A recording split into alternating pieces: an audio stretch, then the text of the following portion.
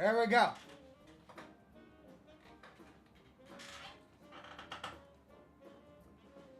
All right, check, check. Test, test, test. Do we get clipping? Clipping! Clipping! No clipping? It's getting in the yellow there, but it's not clipping. Let me know if I need to turn the gain up a little bit. I think we're okay. Good to see everybody. Hey, welcome to Scotch and Smoke Rings, episode 762. We're going to have a great show tonight. I'm playing a new game. It's called Midnight Scenes, A Safe Place. Came out back in March of this year. Apparently, it's one of several games in the Midnight Scenes genre. This company has produced several games as part of a series. They're really short, super short games, pixel graphics, but well-reviewed, good stories, and apparently very scary. So we're going to hop into the game in about an hour. If you're new to the program, the way this show works and has worked for over a decade now is we've got about a bit of a Q&A at the beginning of the program for about an hour long, and then we dive into the game. So if you're just here for the gameplay, skip ahead about an hour. That's when the gameplay starts. If you start watching the game and you think you could really get into it and you don't want the story spoiled, go ahead and pause the video, buy the game, play it yourself first, and then come back to the video because we'll probably beat the entire thing tonight. So just bear that in mind. If you don't want it spoiled, you should probably go ahead and get it for yourself now.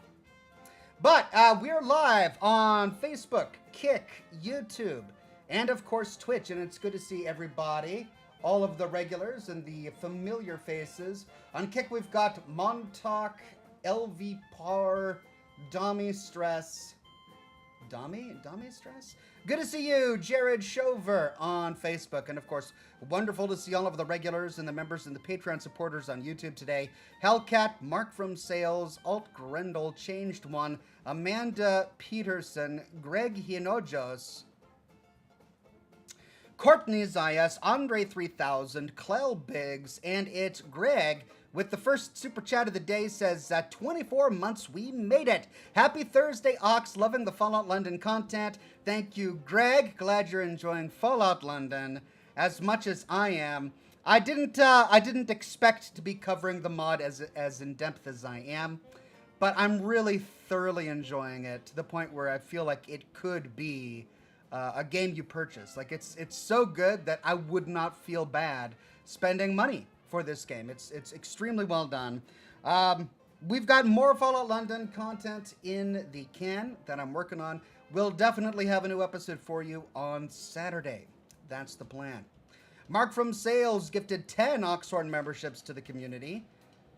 And then James Bell gifted 10 Oxhorn memberships to the community. That's 20 free Oxhorn memberships within a span of 30 seconds. Thank you both, Mark from Sales and James Bell. And congratulations to all of you who snagged a membership. Man of Warb says, no clippin' equals trippin', sippin', and smoke rins. I'm gonna nod my head and pretend I know what you're talking about. Thank you, Man of War. Yeah, it's great. No clipping. We don't be clipping. Sean Schwang says, are you planning on going back to your live stream? I am live streaming. This is me streaming live. I don't know what you mean. I stream, and sometimes I'm live, and right now I am streaming live. Going back to my live stream. Do you mean possibly going back to my previous schedule of live streams, where I streamed multiple times a week? If that's what you meant, Sean, which I know is what you meant. For now, the answer is no. My kids are still on summer break, so I'm still incredibly busy. But I'm also using the opportunities that I have this summer to crank out as much content as I can for the channel. And I've been able to get more than one video done a week thanks to that. So that's going to be my priority and my focus going forward. If I ever get time to stream more frequently, I'll leap upon that opportunity because I personally enjoy streaming and I enjoy playing new games and spending time with all of you. But streaming doesn't pay the bills, and it's something I do for fun. So that's where it's going to have to stay. That's where it's going to have to stay. Ryder Wheeler says, is he using the wrong mic? I'm using a different mic. It's not the wrong one. I really want to use this mic, but if the audio quality is that bad, let me know. Let me turn it up a bit. There, I put it up about 2 decibels. Let me know if that's better.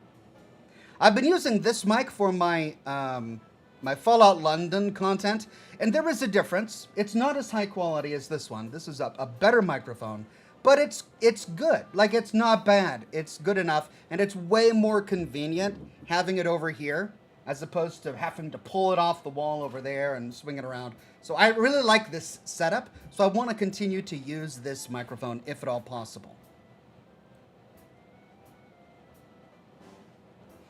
Commando 414 says, what does the fox say?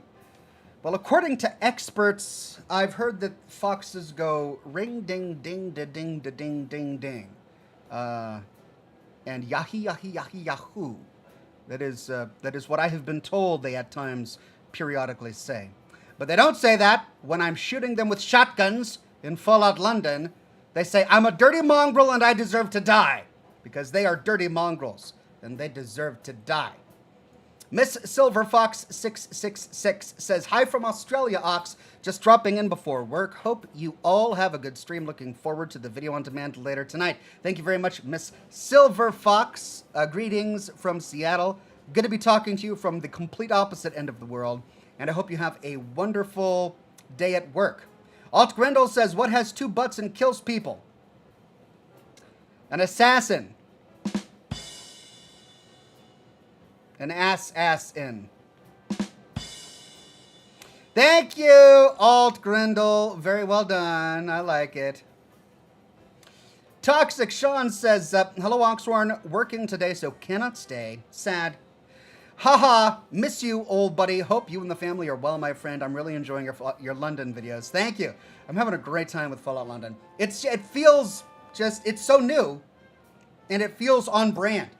Like, I haven't felt this, I guess, energy, this anticipation to play a Fallout game like this in a very long time. So this is exactly what I needed, and I'm thrilled to be playing it.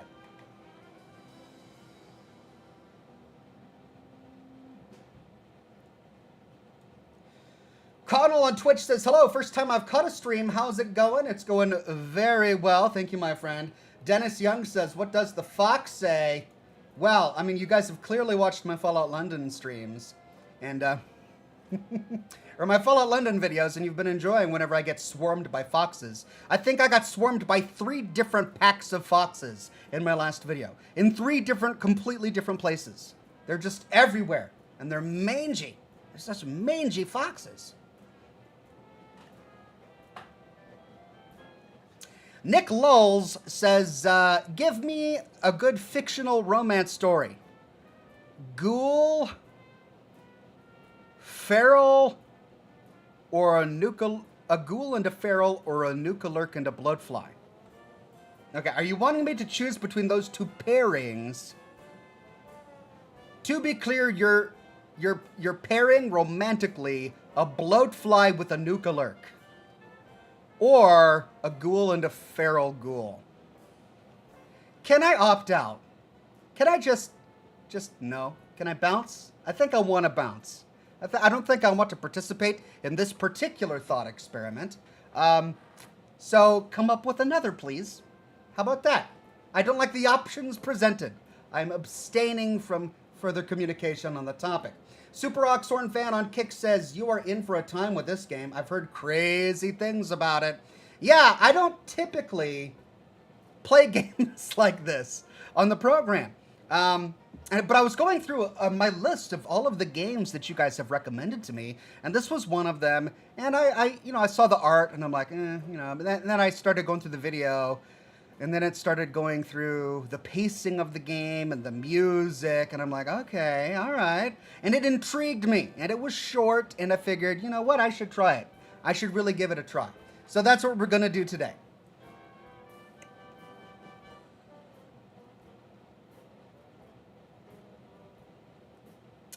Commando414 says, you ever thought of joining the Folon Discord server? They're a good community there. I'm sure they are. I'm not a big Discord guy. As anyone who's on my Discord will readily tell you. Because I'm never there. I'm never there. And part of me feels bad, but I have to remind myself that if I didn't make a Discord community, someone else would make an Oxhorn Discord community. And I want to be in control of whatever community that happens to be. Much in the same way, like I got my own Reddit subreddit, right? Someone would have made an Oxhorn subreddit. So I wanted to make sure that I made it first. So I did. And I'm never there. I set up a robot to automatically share all of my content into the Oxhorn subreddit, but I don't go there. And it's the same with Discord. I tried, being diligent, but it became the sort of thing where if people knew I was there, dozens and dozens and dozens and dozens of people would start talking directly to me, and they would start ignoring everyone else. And then I would start getting dozens and dozens of private messages, and it became a distraction from everything else in my life.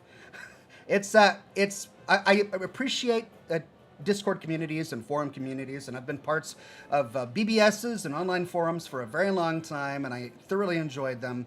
But I have to be very careful with my time, because if I'm going to get my content done, I have to prioritize my time correctly in order to meet my deadlines, in order for the channel to work.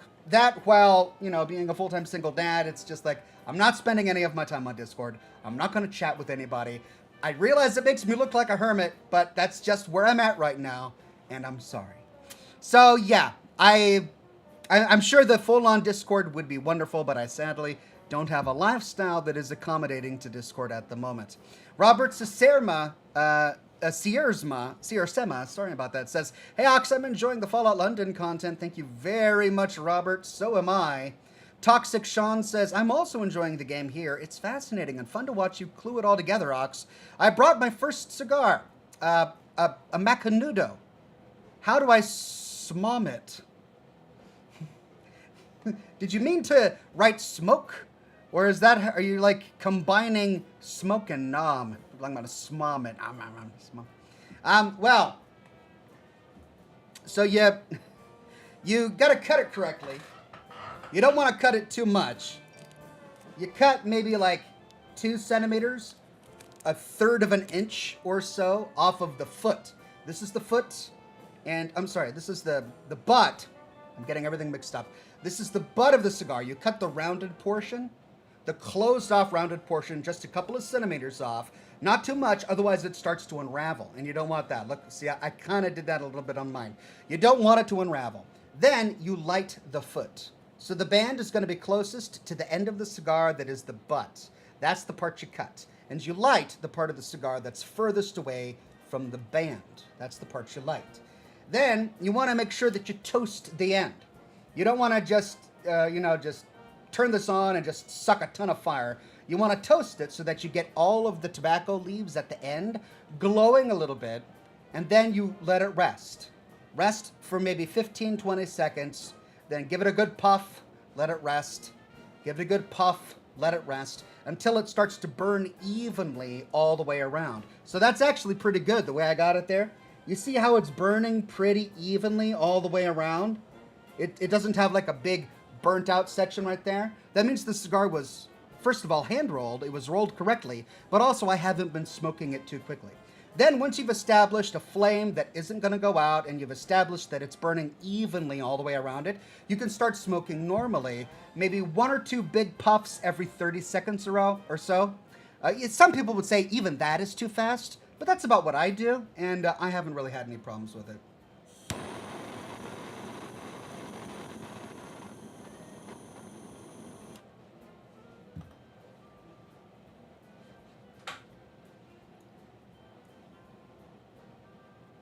Man of Warp says, any romance story involving Joshua Graham would probably be a slow burn romance. Oh, that deserves a... Yes, it does. Thank you, Man of Warp. Greg Williams says, hey, Ox, let me tell you, swimming with sharks is expensive. It really cost an arm and a leg. I mean, I'm going to keep on going here. I'm here all night and loving your Fallout London vids. What's in the next episode? Well, in the next episode, we're trying to get to Thameshaven.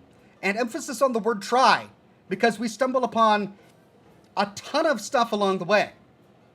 It's just like, it's the perfect Fallout experience because you get sidetracked and you stumble upon genuinely interesting things. I should probably do a video about this, but one of the things that I love it, and the reason I'm continuing to play it, is because of the world design and the attention to environmental storytelling. So many times you install a story-driven mod from the Nexus or something, and they'll give you a dungeon to explore or even a world to explore, and it's not put together well, the level design is bad, the areas aren't interesting, they don't put any thought to the way things are put together. This isn't like that. This feels like it was made by professionals, probably because it was. And when you go into the world, it feels lived in.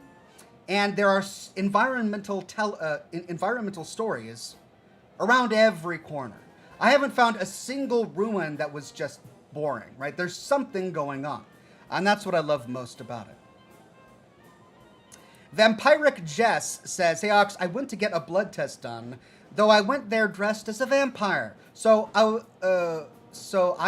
was actually the one getting blood taken. I'm fine though.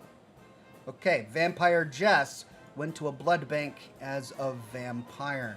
Well, we all have to have pastimes. Thank you very much, Vampire. Mark from Sales says, how are the suspenders set today to maximum stun, good sir? As always. Rachel says, evening Ox, enjoying the Fallout London vids, loving the slightly less scripted, more live commentary style. Makes me miss the live streams. Maybe a little Fallout London when kids are back in school.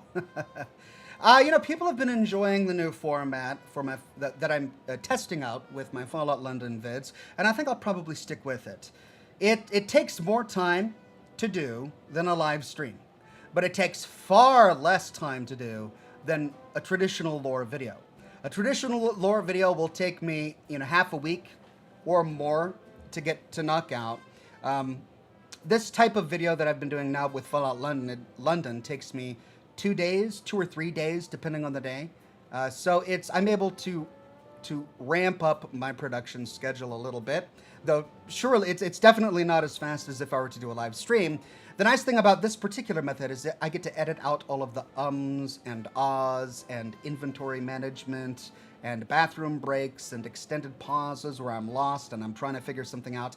I can edit it out so that you get the highlights and it looks a little bit more polished. And people have been enjoying that format, so I think I'll probably stick with that for now. Nick Lowles says, new romance, bloatfly and bloatbug, God, creates a new breed versus Preston and Hancock creates a new breed. Anyway, I love you. Your imagination is something. Not sure where this is coming from. I don't think I inspired this conversational topic, but you definitely have a creative imagination, and I applaud you. I applaud your creativity.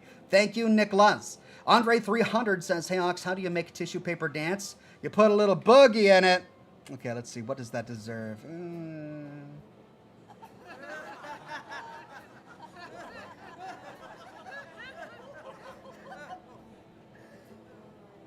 Well done, Andre. Thank you very much. And that's Andre's 20th super chat on a live stream. Thank you so much, Andre. Paladin Mike says, hey, Ox, I would like to give a game recommendation. It's called Mouse. Would you be interested in playing it when it comes out in 2025? It's just called Mouse. Just Mouse.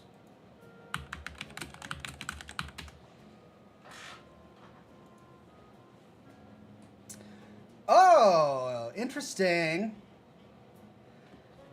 A gritty jazz-fueled shooter with guns blazing and a retro rubber hose animation style. Battle your way through a corrupt city full of crooks and danger.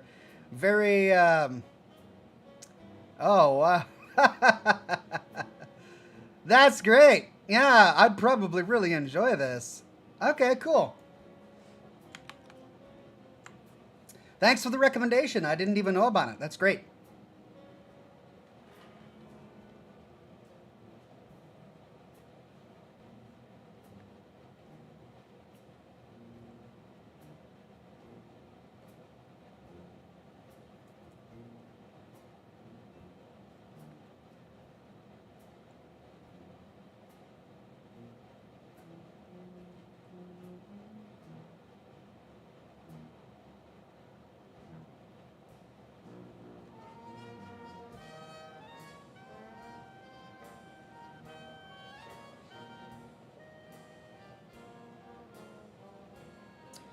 Dummy Stress says, have you come across the Doctor Who reference in the new Fallout London?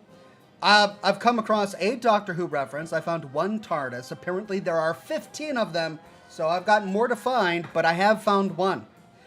Jeff Day says, hey Ox, I'd like to take this opportunity to say thank you for 24 months of great entertainment and content. That's Jeff Day, a member for 24 months and a Silver Ox. Thank you so much, Jeff. You are welcome. Thank you for watching. Random Fandom says, oh, that Mickey Mouse game. It sounds great. Yeah, it looks old school Mickey Mouse animation style, black and white and all of that, but in a first-person shooter, which looks amazing, honestly. So yeah, I'm definitely keeping that on the list and bumping it up high there. Releases in 2025.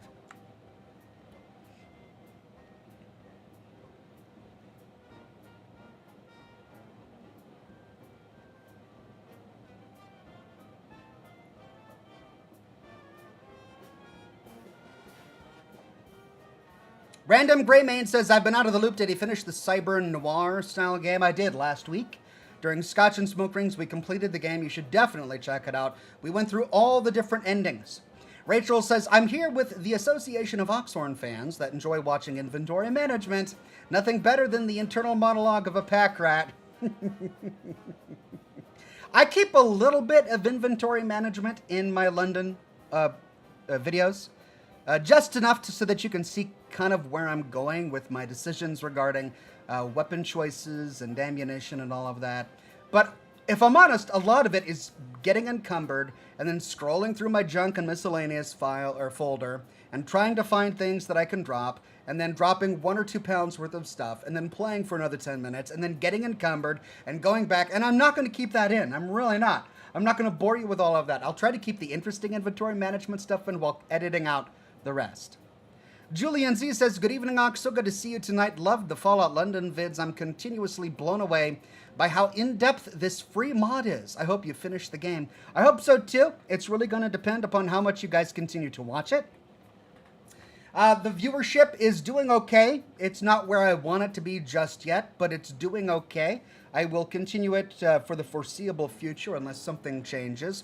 I am also at the same time trying to continue to capture footage for the continuation of my full Story of Fallout 4 series. I'm about halfway through capturing all of the footage I need for the next faction, and when I finish, I'll then start to work on production for the continuation of that series. And, you know, I'm working on it right now, so it's coming along, and I'm not sure when that's going to start, but it will be soonish-ish.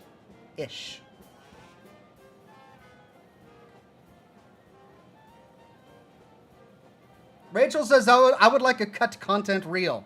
I actually have a sequence of cut content from my London series of places that I explored that turned out to not be that interesting, or that I feel broke up the pacing of my episode.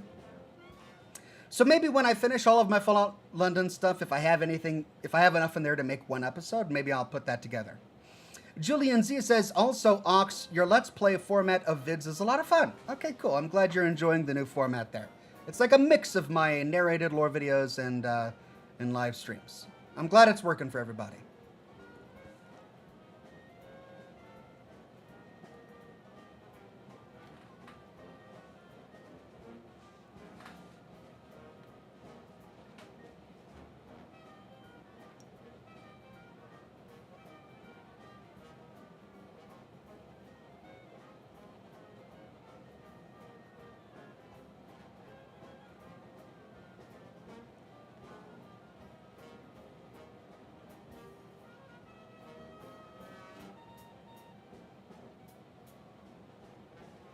Man of Warp says, I was driving through a small Indiana town. One of the restaurants had a sign that read, tables are for eating customers only.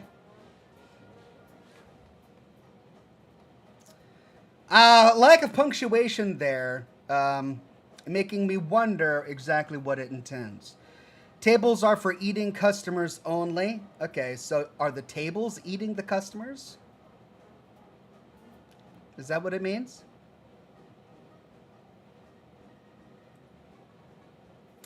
Anyway, thank you for that one, Man of War. Alt Grendel says, how about a blooper reel? I mean, bloopers, I don't know. I don't really have a lot of bloopers. I've got mistakes that I sometimes edit out, but the mistakes are usually just me, misspeaking. There are a lot of funny deaths. I could have a funny death reel, but there aren't a lot of bloopers in my Fallout London series.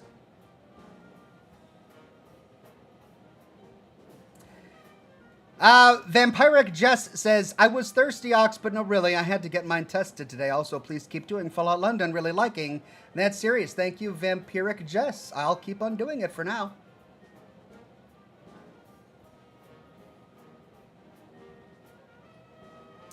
Sarah says, done anything fun with the fam damily lately, Oxhorn? The fam damily. You have to remember that one. Yeah, this summer has just been crazy in terms of family get-togethers. It's like everybody in my family has had birthdays during the summer. I had a birthday. My 2 children had birthdays. My nephew had a birthday. My mom had a birthday. My grandma's having a birthday. I think that's it so far. There have been a ton of birthdays. We had the 4th of July. I've got my kids in a variety of camps. They've been keeping in contact with their friends from school. They're at the age now where they're keeping phone numbers of friends from school and then trying to organize play dates. And so they're wanting me to drive them to their friend's house, and the friends are wanting to come over here. So yeah, there's been a lot of family time this summer, which has been wonderful because that's what it's all about, right?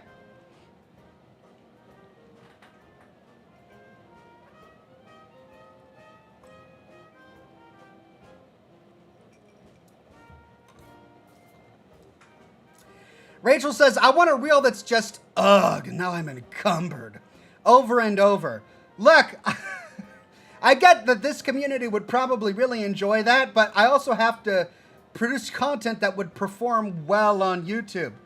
And people on YouTube typically don't want to watch 30 minutes of me just being encumbered, dealing with my inventory. As hilarious as that would be for you and everyone else who watches on a regular basis, I got to think about the bigger picture here. Like, making money, and that would not make money.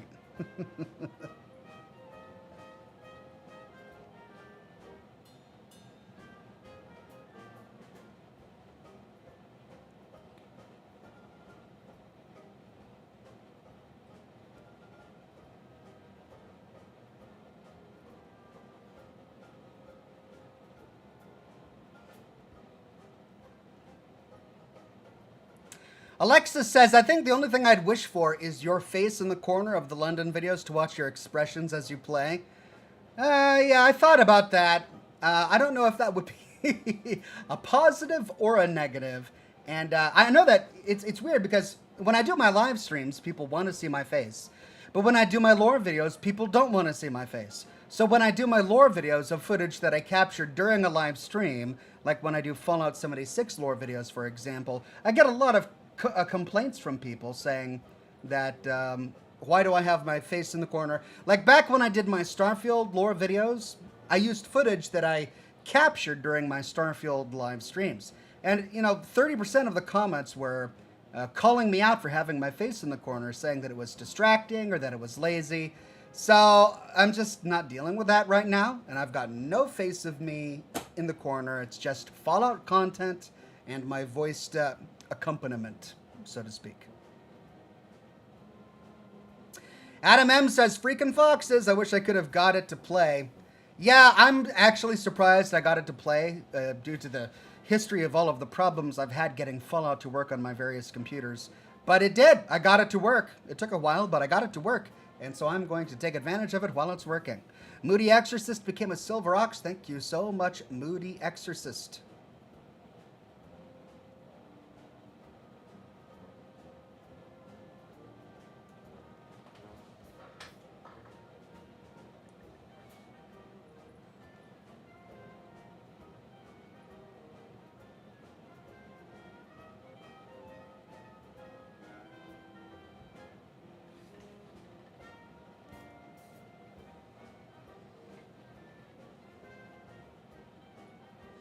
Nightmarish on Twitch says, Seahawks, would the Manhattan Project exist in the Fallout universe? Well, I'm sure it must have. I'm sure it must have. But they haven't really talked about that much, have they? It would be interesting to get some canonical lore about the Manhattan Project.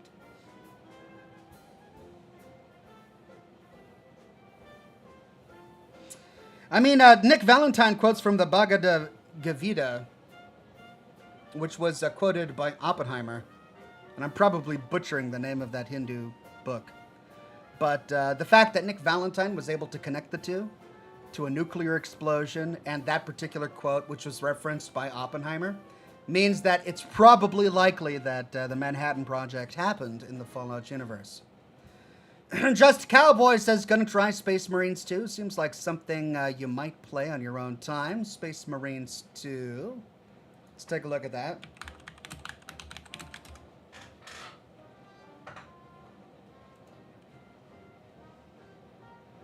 September. Okay, Warhammer. Well, the art looks good.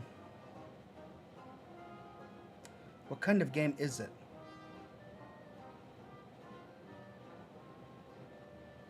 Third person, action, solo, or multiplayer. Okay, so it's an FPS. Yeah, it looks pretty good. I'll have to check it out when it comes out.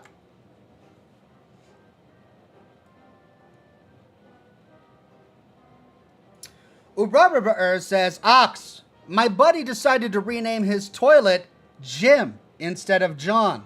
When I asked him why, he said that it sounds much better when I tell people that I go to the gym every day.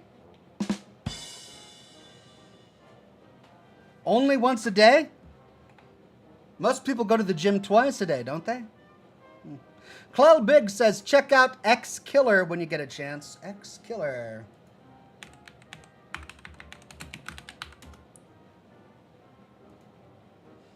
First-person action adventure retro futuristic western.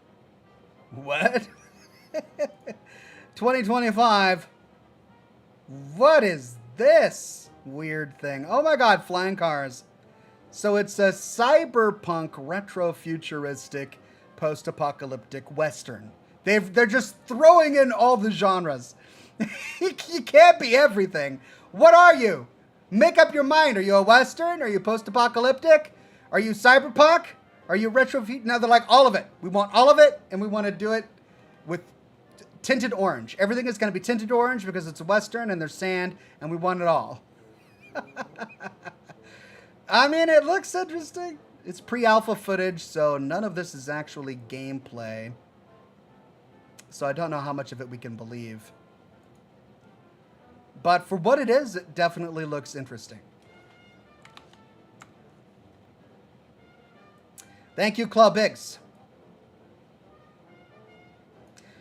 Oxhorn's long-lost child says, I like to stand in the shower and pretend I'm in a sinking ship at the bottom deck inside the engine room. We need to close the corridor, but it's too late. The room is already flooding, and I can't make it to the door in time. Rest in peace. So you have daydream fantasies of you dying in a horrible way aboard a ship, when you should be relaxing in a shower. And you're sharing that as a humorous anecdote on the internet. Right. You might need therapy, and that's okay. There's no judgment here. Therapy is good. That's all I'm saying. Therapy is good. Victoria Calendar says, howdy, Ox. Our youngest is off to college next week. So happy, sad time. Would you give a shout out to E to wish them well in college? Absolutely. Shout out to E, presumably Victoria's youngest. Off to college for the first time. That's exciting and nerve-wracking all at the same time. I wish E the best, and I wish you the best as well, Victoria. Also, she continues, would you do a special smoke ship, the flying shoe of Ickle Me? Pickle me and tickle me too? We love that poem. Have a great show. I don't know the reference, but I'll go ahead and do it. A flying shoe of Ickle me, pickle me, tickle me too. Okay. I don't know what that is, but I think I can imagine it. I'm conjuring up this image of pickles and shoes. Here we go.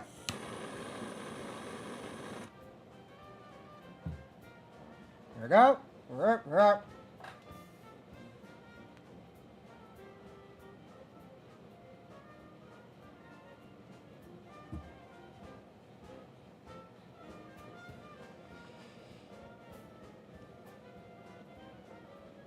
Wow!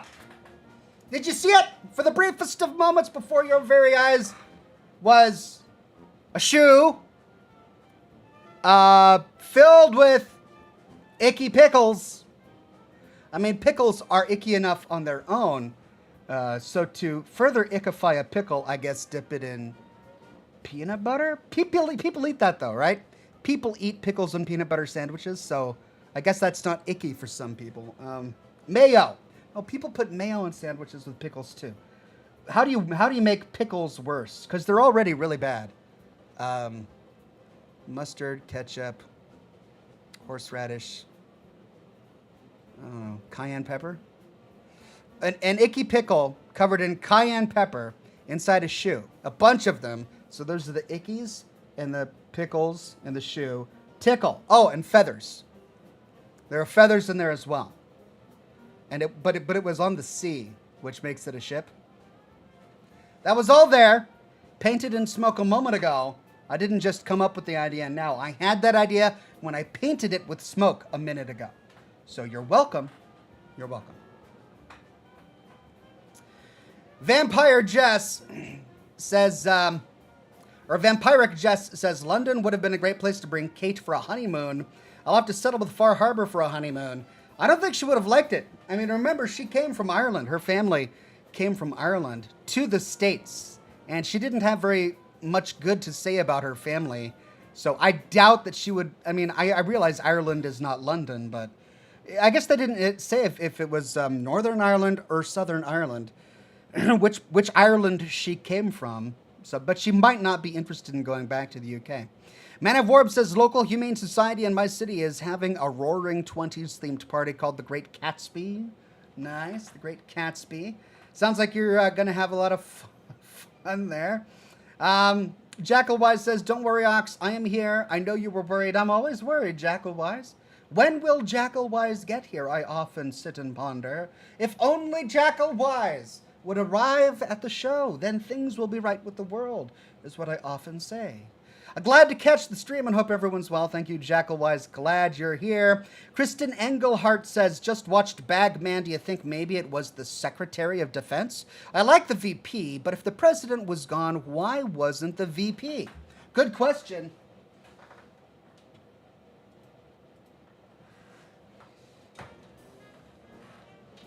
And it's not specified. The president was gone because he had already joined the Enclave before the bombs dropped in 2077, and he had actively started working with that shadow government. He had abandoned all responsibilities. He was no longer taking appointments. The people of America were wondering where he had gone. Now, you'd think that if the vice president wasn't in on it, that he would step up, right? And he was gone for 6 months. The president was gone for 6 months before the bombs dropped. That's plenty of time for the vice president to kind of seize power if he legitimately wondered where the president was or knew that the Enclave was existing. So the idea that the president could just up and leave for 6 months and the vice president not know what was going on, it is kind of far-stretched. So, yeah, sure, it definitely could have been the Secretary of Defense, but they didn't give us enough details. We ultimately don't really know. Oxhorn's long-lost child says, my bathroom also has a nice loud echo for effects. Most bathrooms do. I love the acoustics in my bathroom as well. When I was a younger man, I was teaching myself how to play the penny whistle. And I enjoyed taking my penny whistle, which is made of metal, into the shower and play it standing while I was, playing while I was in the shower. Because the acoustics were good. It made it really sound sort of, well, wet, I guess. So, yeah, showers have great acoustics. Thank you for that. Victoria Calendar says, it's a Shel Silverstein poem, and your representation of its glory was magnificent. Thanks for the shout out. E is a big fan and graduate of Oxhorn School of Driving. Cheers, Ox, you're the best. Thank you very much, Victoria Calendar, Shel Silverstein. I had his books, Light in the Attic. When I was a kid, I grew up on them.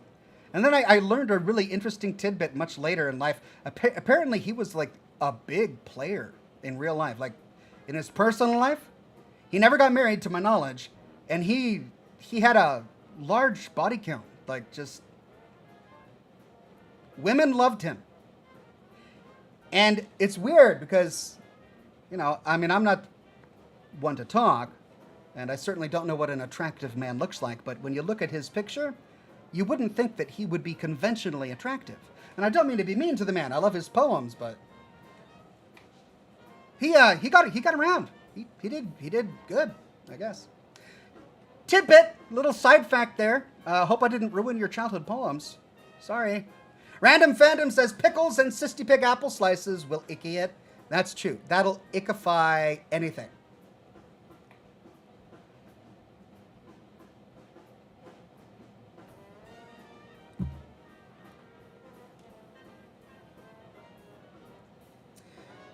Don My Stress on Twitch says, did you hear about the curator from the Dark Pictures anthology passing away? May he rest in peace. That's true. The face actor for the curator in the Dark Pictures anthology did pass away. The voice actor was a very different person, and I'm actually familiar with the work of the voice actor from before playing the Dark Pictures anthology. The voice actor was a famous, not a famous, but a well-known British actor whom I first got to know in Jeeves and Wooster, which was a great little series that had Hugh Laurie and Stephen Fry in it, based on the P.G. Wodehouse novels. But he played in Jeeves and Wooster a lot, and then went on to be a familiar face in many detective shows, many Agatha Christie shows, so on and so forth. Miss Marple. So the voice actor has got a great voice for it, and he's been in British cinema for a very long time. But it was the face actor that died. It was the face of the curator who died. May he rest in peace.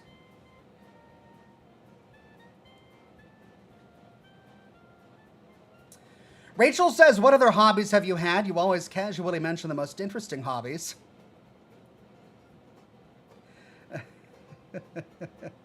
Look in the mirror, says G. Slater. I know. That's why I said I'm not one to talk.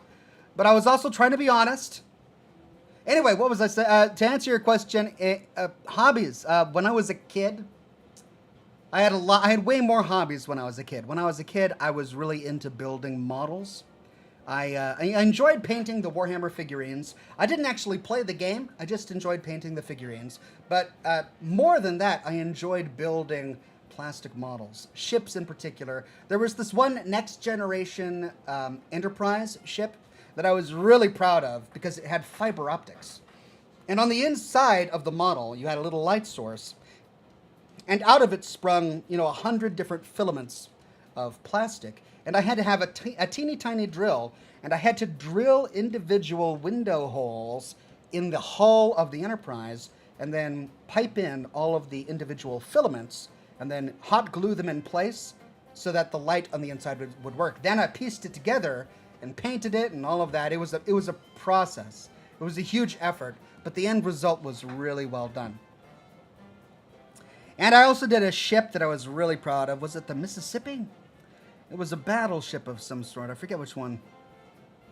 The USS Mississippi, something like that. Yeah, I was into building models when I was a kid.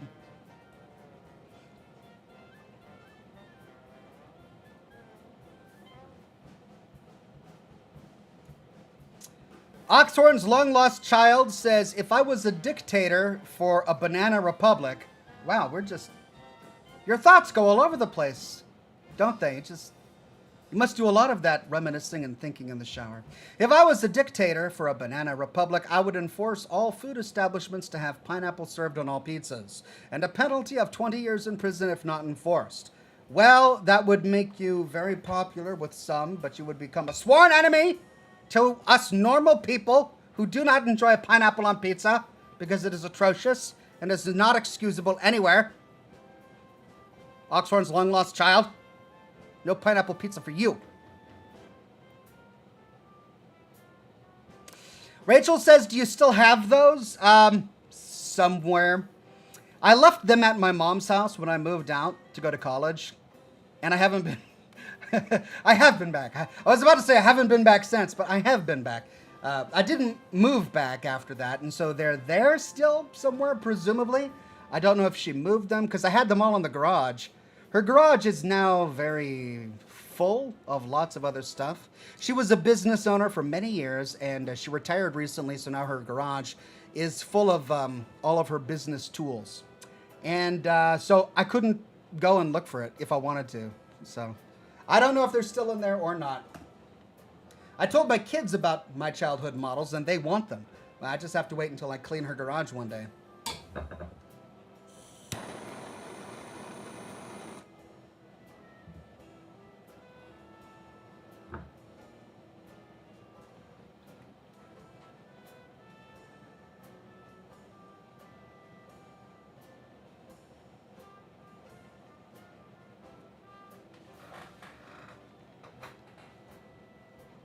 Ivan says pineapple pizza is a sin. I agree. Random Greymane says pineapple literally makes meat protein mushy. Why would you want that on pizza? I know. Why would anyone want that on pizza? It boggles the mind.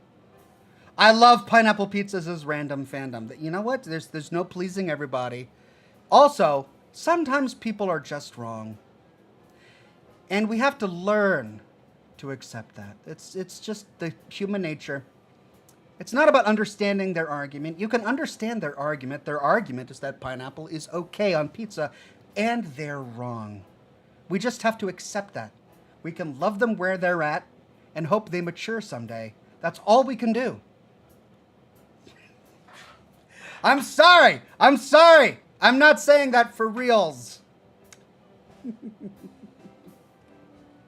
We want it because it's good, says Chris. Oh, is it good? I beg to differ. I agree with our previous caller who said that it makes protein mushy. How do you make protein mushy? Put pineapple on it. Speaking of which, I saw a video today that it demonstrated that pineapple is actually fire resistant.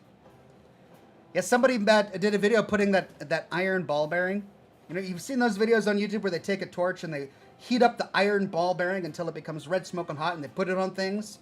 Well, they put it on pineapple skin, and it didn't do anything. It's like indestructible. One more reason why it shouldn't go on food. Priscilla says, hey Ox, with the new Shattered Space DLC coming out for Starfield, what new things besides lore are you looking forward to? I mean, I have no expectations. I don't know what it's going to include.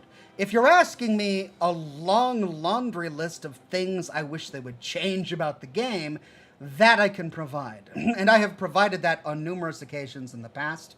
In terms of what they actually implemented in Shattered Space, I have no way of knowing. And all I can do is talk about the story. And so from a story perspective, we get to learn more about the Varun Zealots and Varun culture in general, and I am eager to learn that.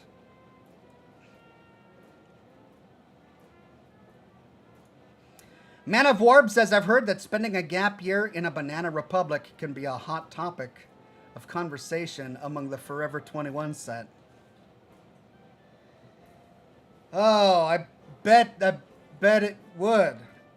It's such a hot topic that Nike, the Roman goddess, wouldn't touch it with a 10-foot pole. Um, so I therefore rebuke anyone who recommends going there. Rebuke, Reebok. I'm actually kind of proud of that one. I rebuke you in the name of Nike.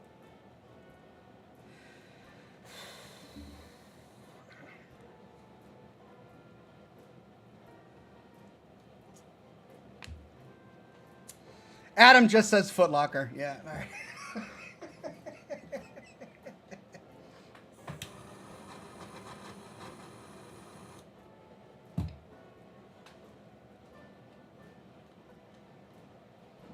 It wasn't Hot Topic for me when I was a kid. You know when you're a kid and you go to the mall? I mean, maybe this was a 90s thing. I don't know if kids do it these days. But in my day, God, am I really doing this right now? I'm doing this. I'm saying in my day, when I was a kid, we went to the mall and there was always one shop. You had the Hot Topic kids and you had the Banana Republic kids and you had the Gap kids. I wasn't with any of them. I was in... it was a skater shop. It always smelled of incense. This was before I lost my sense of smell. That's why I remember it so vividly. I believe the name of the shop started with an S. I forget it now, but I hung out with the skaters. All of my friends were skaters for some reason. I wasn't a skater. I had a pair of rollerblades. Back when rollerblades were cool, Skitchin was the thing. Skechers, yes, Skechers. That's the name of the shop. It was called Skechers. I don't know if it still exists. But we would always hang out in the Skechers because my friends were skaters and they would always be getting new wheels for their skateboards. I just liked looking at the stickers and the incense. I liked smelling the... Spencer's! Yes, it was Spencer's. Did it? Not Skechers. Skechers is a shoe. It wasn't Skechers. It was Spencer's. Zoomies! No, it was Zoomies! You guys are just listing all sorts of things. It was Zoomies. Spencer's was the one. Yeah, you're right. It was Zoomies. God, I don't even know my own past. Spencer's was the one that had, like, gag gifts, right? Skechers, that was a type of shoe. Spencer's, no, Zoomies. Zoomies was the skater shop. Yeah. Anyway, I would go into the Zoomies and I would just buy stickers. I really enjoyed the stickers and the incense. And I had some skates, some rollerblades back when they were cool. And I would sometimes get new wheels for them, but I never got into skateboards. I don't know why.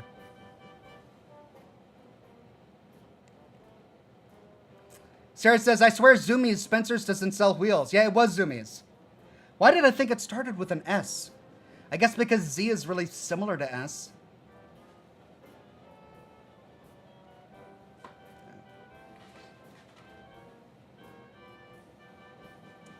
Super Oxhorn fan on Kick says, Zoomies, that's a throwback. Yeah, Spencer's was for the adults, right. Yeah, it wasn't Spencer's, it was Zoomies.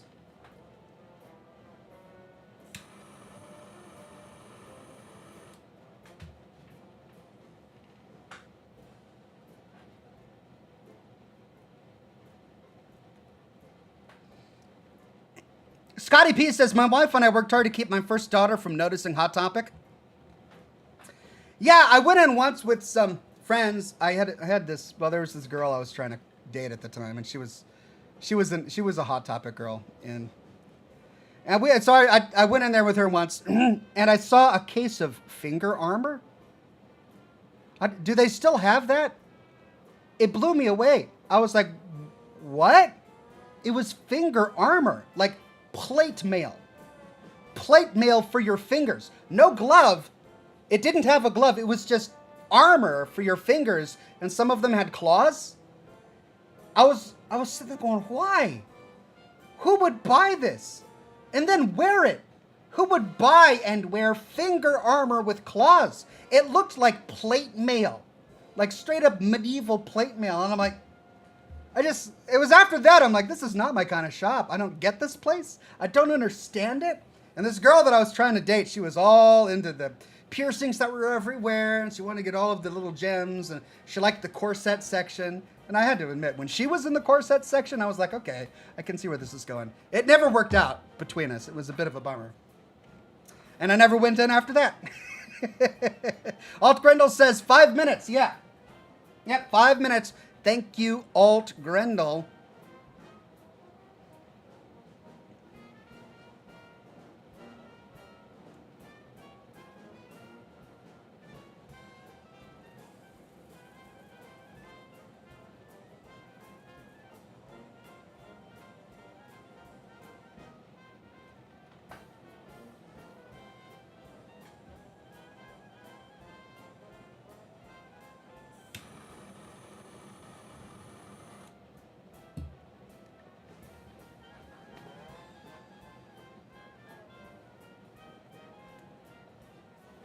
Brandon says, I have one. I use it as a letter opener. Oh my God, you got one. All right, I'm glad you gave it a practical use. I mean, that's great. You didn't use it as actual armor. I mean, it's not like you were going to be getting into a knuckle fight. Maybe that's what it was for. Maybe it was supposed to be like an artistic take on brass knuckles. I was just trying to figure out the purpose. Like, what was its function? I couldn't figure out its function. But letter opener. I mean, there you go. That works. Thank you, Brandon.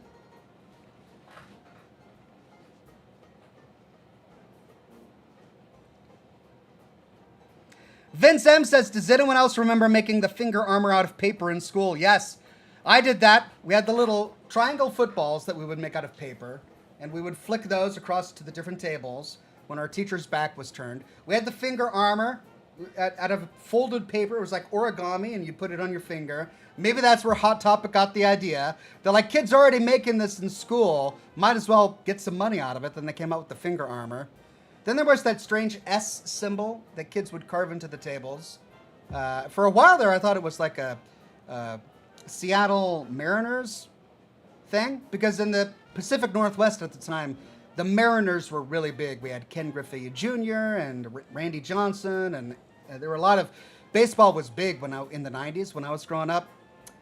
So I thought it was like a Seattle Mariners logo, but then I realized kids all over the nation were carving this into their desks at school at the same time.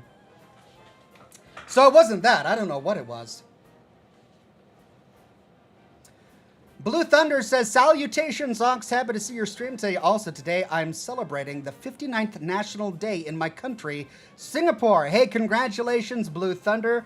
Happy 59th National Day to everyone in Singapore. That's great.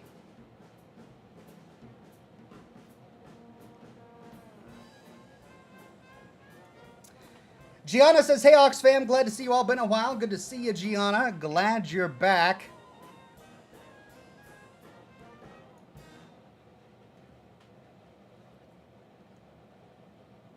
Sarah says, it's crazy to know how things travel with kids before the internet. Yeah, I have no idea. Like, there was a rumor going around in school. Okay, I can't say it, but there was a really awful rumor about Marilyn Manson that everybody said was fact. It was fact. And I grew up thinking, oh, well, that must be true. Everybody at school said it was. And I didn't learn until much, much later that not only was it never true, but every high school in the nation was spreading that exact same rumor about Marilyn Manson. I was blown away. I'm like, how is that possible? How did every single high school in the nation invent simultaneously an awful rumor about Marilyn Manson? And I thought it was real for the longest time. I literally thought that you could do that. I'm like, oh, that's a thing? People do that? Wow, okay. I guess spines work that way if you just sort of... But no, you can't do that. It was a lie. I didn't know until recently. It's crazy. Dakota says, I still believed that until 4 years ago. Yeah, it was about the same time. It was about 4 years ago. I learned the truth late in life that wasn't true. And for the longest time, I thought it was canonical. This was Marilyn Manson lore. And no, it was a lie. Wow.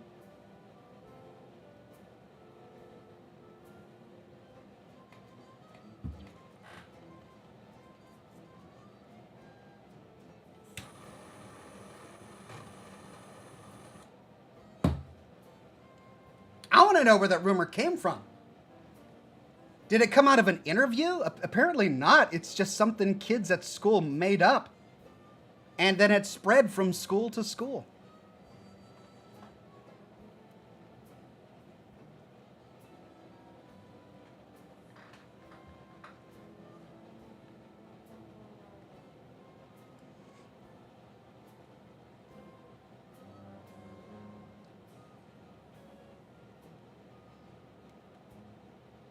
Raphael says E-Bombs World. This was years before E-Bombs World. Light years before. This was before there were BBSs. It was before Ultima Online. This was a meme before there were memes. This was way back in the 90s, the early 90s. Greg Williams says, quick shout out to my fingers because I can always count on them. Also, will we finish the game tonight? Probably.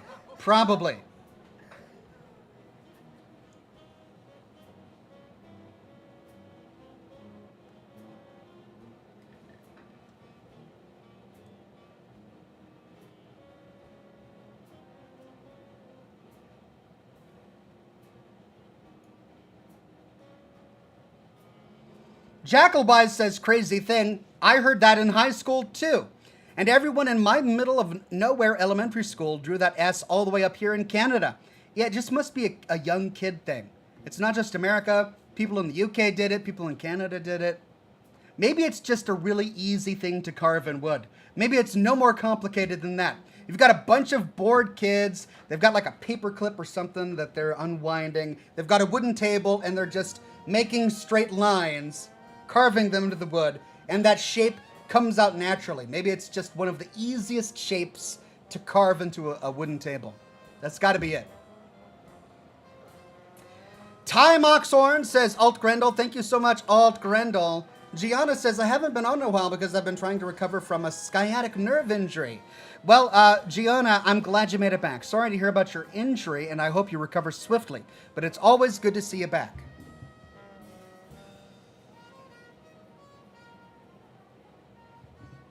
Okay.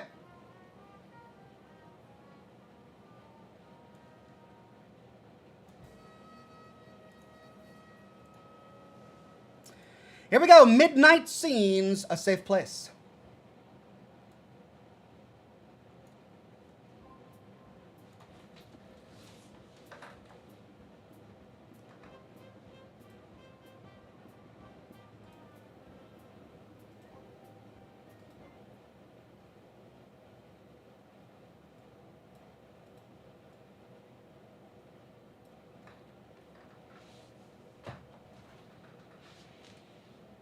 All right, pay attention to those warnings. Ooh, that's very loud.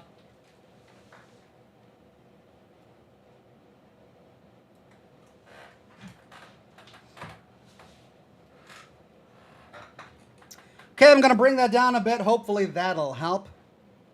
Blue Thunder says, oh, and I saw you playing Fallout London. How did you manage to play that when you have Fallout 4 on Steam?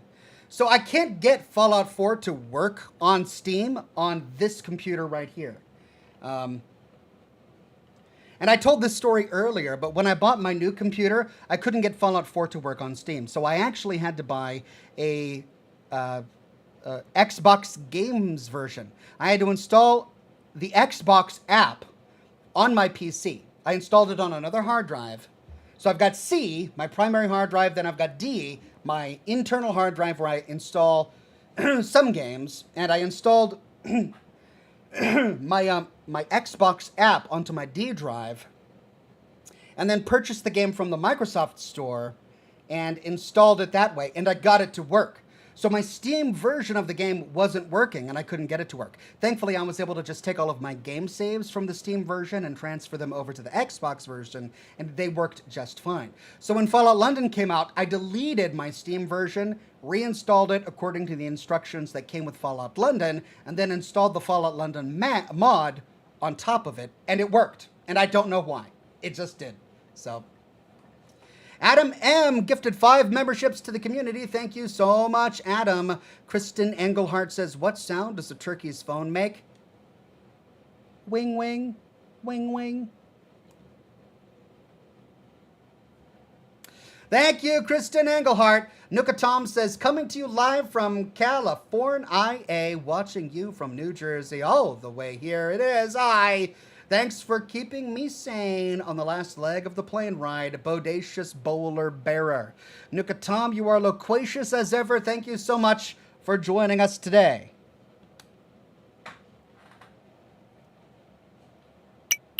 Here we go.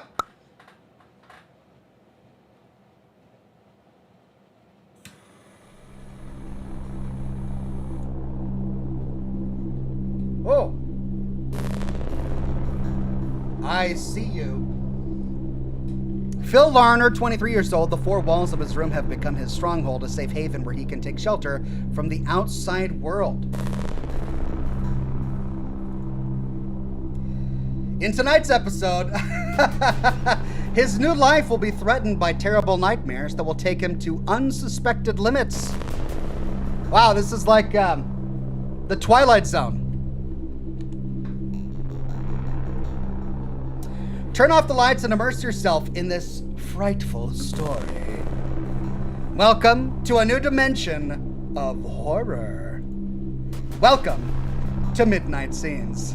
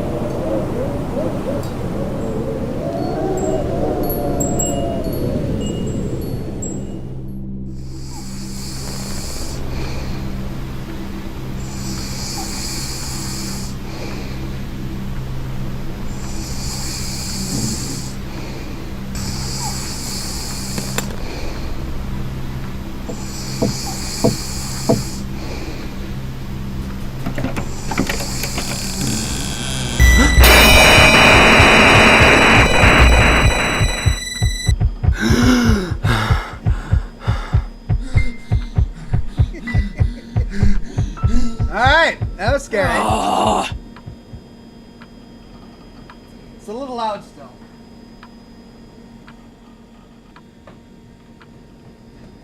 G. Slater says, it's Night Springs. Yeah, very reminiscent of Night Springs as well. All right, I turned it down about 5 decibels. Our hero's name is Phil. Damn nightmares. Phil. Indeterminate day, 9:20 a.m.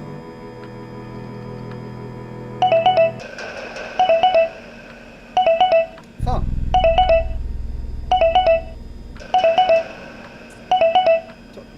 No activity registered this month, confirmed. Healthy life will have to wait. Hey, this is set in Washington. Oh, wow.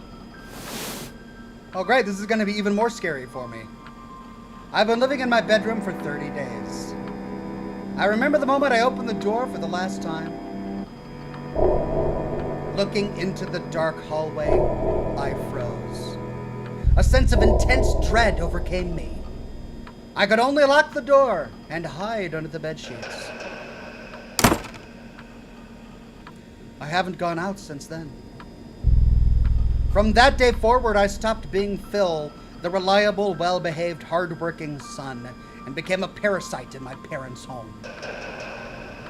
As Father likes to remind me, I'm ashamed of my family and this community.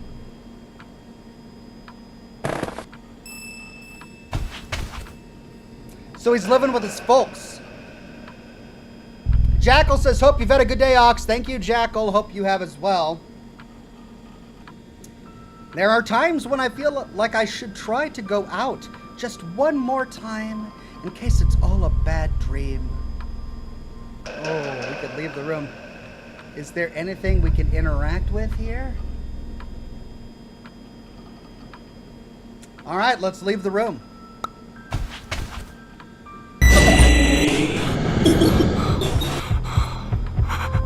But it never works.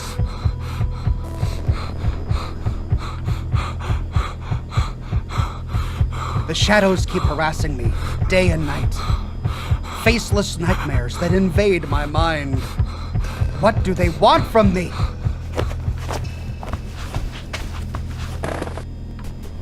My sanity hangs by a thread. I'm only able to satisfy my basic needs. Everything else is beyond my brain's capacity. Alright, lots of options here. It's still a bit loud. I'm gonna turn it down a bit.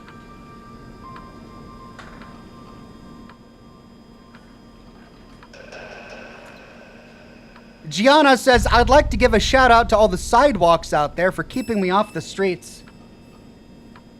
Shout out to all the sidewalks. All right, we have a laundry list of options here. Let's first eat.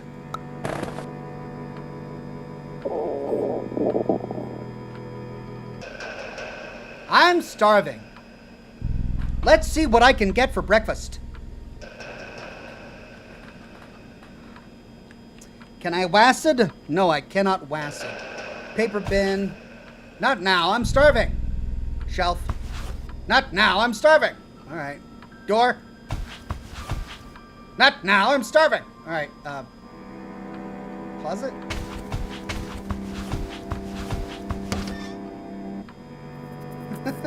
He's got it in a closet. What? What do we have on the menu today? Oh my God. Oh my God. Really?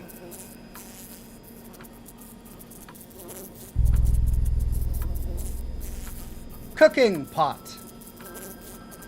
I better choose what I want to eat first. Okay, so we've got corned beef, yakisoba noodles, tomato soup, and water. Let's try corned beef. Now I just need to heat it up. All right, there we go. Cooking pot it is.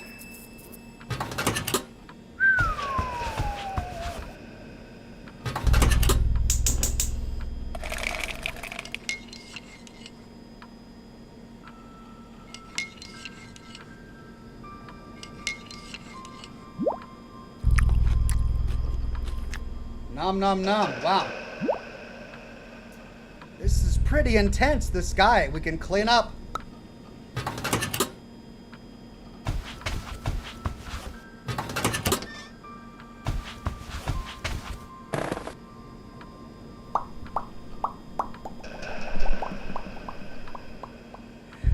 Okay, next up, let's pee.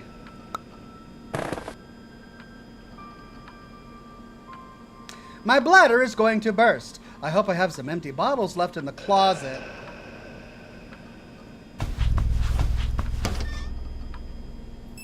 Oh, oh my God, the bucket. The pee bottle, this is disgusting. All right, this one's only half full. We should probably fill it up. These bottles are full. Oh, okay.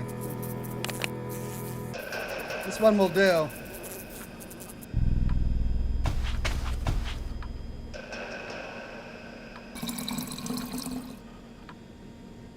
Whew. Boy, that was graphic. Pixelated urination. That was just the worst. Man, I hope YouTube doesn't ban me for that. I mean, I know we've seen some pretty awful things during the games we've played on this show, but that right there, whew, that was like 2 whole squares. Man. Ah, that's better. I'll put the bottle back in the closet. Oh man, this gameplay. This is riveting. Ah. 2, 3, 4, 5. 5 full bottles to the brim with pee. It's like the beginning of a song. 5 bottles of pee in the closet. 5 bottles of pee. Take one down, gulp it down. I think it's time to throw them in the trash can. Okay. There we go. You got. Just throw them in the trash. They're full of liquid. Oh, out the window. No. Oh, really? He can't pour it out. It's winter. It would freeze and it wouldn't go away until winter was over. So he's got to just... I can't throw the bottles from up here.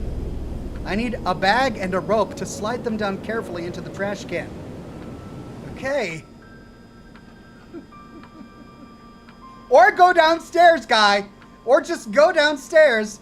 But no. Okay, let's try the cabinet. Not now. Okay, let's...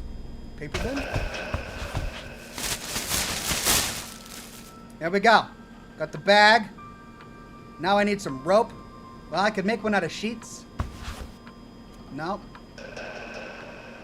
Bag. Ah, here we go. Curtains. Can we use curtains? No.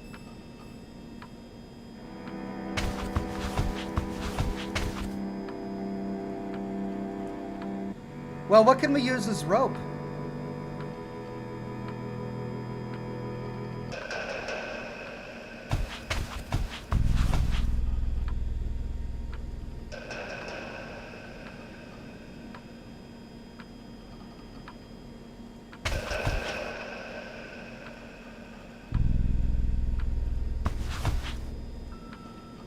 What am I missing? What am I missing?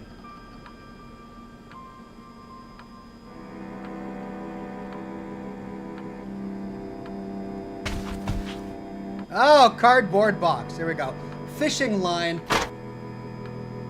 A souvenir from the hunting and fishing expeditions with father. Finally, I can put this thing to practical use.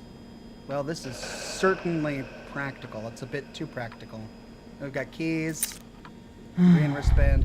AnimeCon 2088. Or, I'm sorry, 2018. So, should some people be offended that this guy is clearly a weeaboo? I mean... I'm totally not judging the weeaboo people, but he's got a kitty cat keychain. He's been to AnimeCon and he pees in bottles. I'm not saying that's a stereotype or anything. I would never say that. My first kiss with a fellow cosplayer. AnimeCon 2019. Good memories. I placed 6th in that year's cosplay award. The new guy says, good thing he keeps that stuff by his cooking pot. Yeah, between the pot of poop and the bottles of pee, he's got his cooking stove. It's just... it's just so gross. I have everything I need. Now let's lower the bottles into the trash can. You know, one thing this guy can't do in here is shower. 30 days and he hasn't had a shower. I have to lower the bottles carefully inside the bag or they don't... Alright, so we put the bottles in the bag, and then we attach the bag to the fishing line, and we drag that out to the window.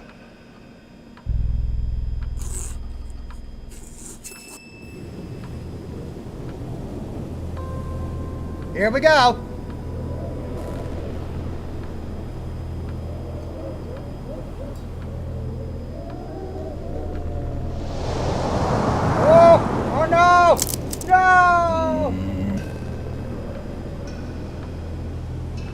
Damn wind.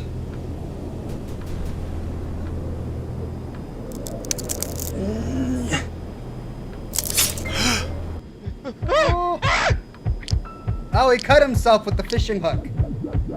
I cut myself with the fishing line. Okay. So much blood. Texas Chainsaw Massacre levels of gore. Look at that wound.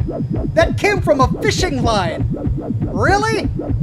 That is Texas Chainsaw Massacre levels of blood. From a fishing line? And he can't wash his hands. It's not like there's a sink in here.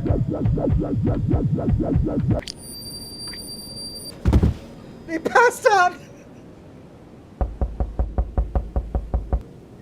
What the heck? Oh, he's dead. Blood loss.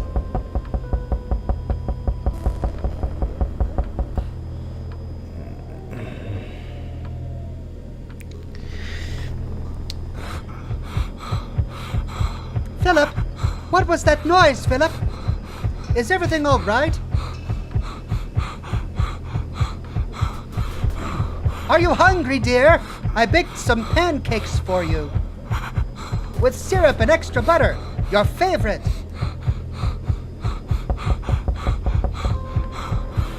Philip?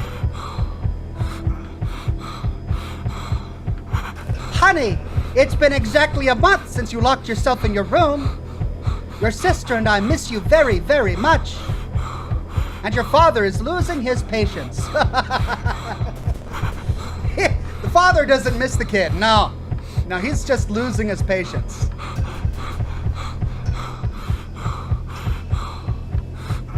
Preston Garvey says, don't worry, I'll judge him hard for the both of us, especially since he's been ignoring all those settlements that need his help.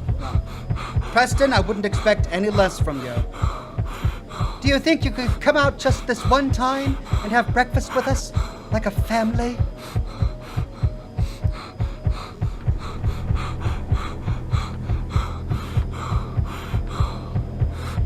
Okay, two options.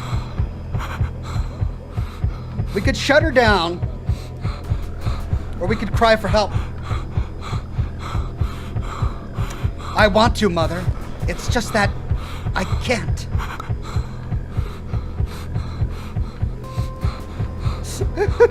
It's okay, Philip. I'm leaving the pancakes right here behind the door. This afternoon I'll pick them up uneaten, as always.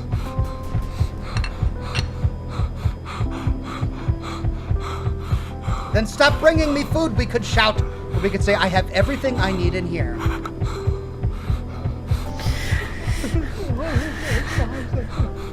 My only son.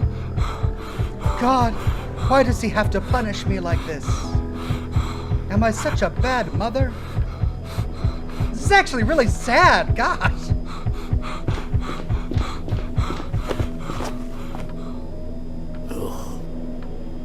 Ugh, she's gone, finally. I have to patch this wound before I bleed out from fishing line. Nukatom says, tonight on Scotch and Smoke Rings, enjoy high-octane action with tonight's guest, Piss Bottle Phil. Join him as he dares to go on such bold adventures as cooking noodles or staring at the cold, uncaring white ceiling as he tries to sleep. And if there's time, ignore the eyes under the door. Rubber Burr says, poor dude has agoraphobia. Yeah, he does. Thank you, Nuka Tom. This sock will do. I only wore it twice. Yeah, but what else did you use it for, Phil? Mental note, next time I slide a trash bag out the window, I should use gloves. It's a good mental note. Okay, what a mess.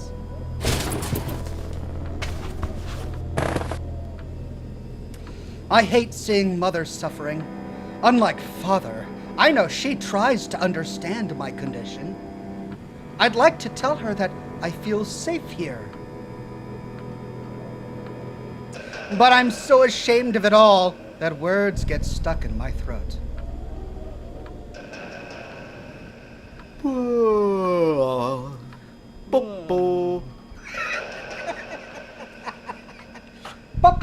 What else are you gonna do, right? 30 days in a room, he's like, starting to make up his own songs. I'd be going crazy. All right, let's warm ourselves. Here we go, I'm gonna warm myself. Ooh, chilly. It's a chilly, cold day. My hands are frozen. I need to warm up the room. Let's go to the heater. Where did I leave the lighter? I must have put it somewhere around here. How about the shelf? There you are. All right, we got the lighter. How did you end up inside a pot of noodles? A lighter? So it's not an electric heater, it's like a propane lighter? That can't be good for... Okay, he lit a propane stove or a gas stove inside his closed off room. He's now gonna light a gas lighter in his closed off room. I mean, he could die from the fumes. He should really open the window. I found the lighter, I just need to turn the heater on. All right. Turn the heater on. I mean, that's the heater. What do you mean, turn the heater on? That is the heater. Oh, I guess I gotta drag this. Oh, yep.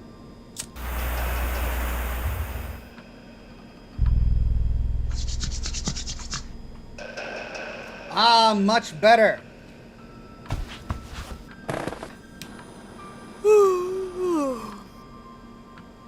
Right. Well, ladies and gentlemen, now it's time for this recluse to socialize. Spying on the neighbors. Oh, no. Oh, this is going to get dark. This is getting dark. I don't know. I'm starting to have second thoughts about this game. Spying on the neighbors is not exactly virtuous, but what the hell? It's not like I have many ways to relieve my loneliness here. You literally have a computer with access to the entire world. And you're gonna spy on your neighbors? Okay.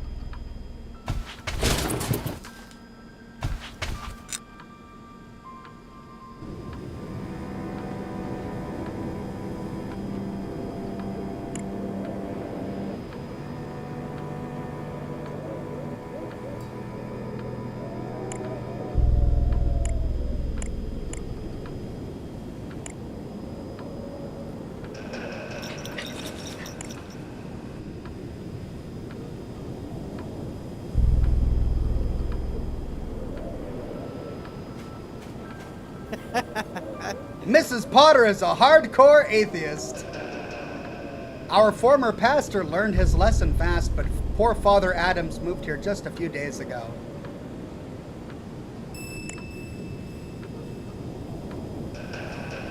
Catholic Church.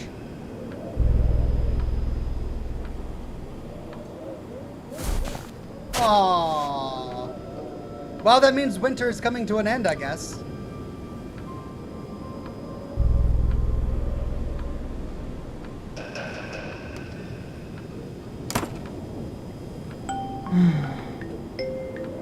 Oh, dear God. Oh, Noel.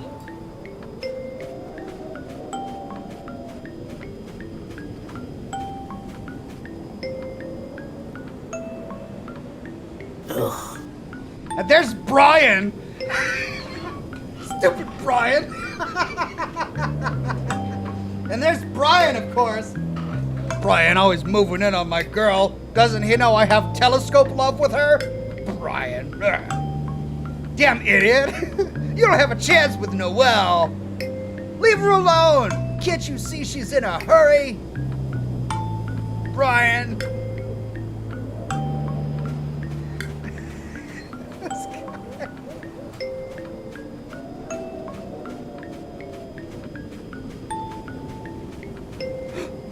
Oh! Blood! Blood leading to the church. Did you see that?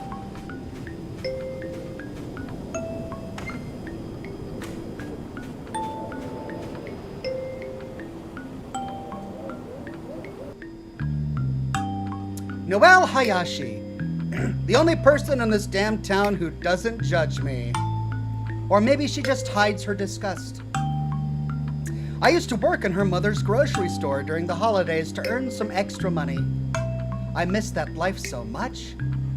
Nowadays, Noelle sneaks into my garden once or twice a week to bring me food. If it wasn't for her, I'd be dead for sure. Ah, Noelle. You're such an extraordinary human being.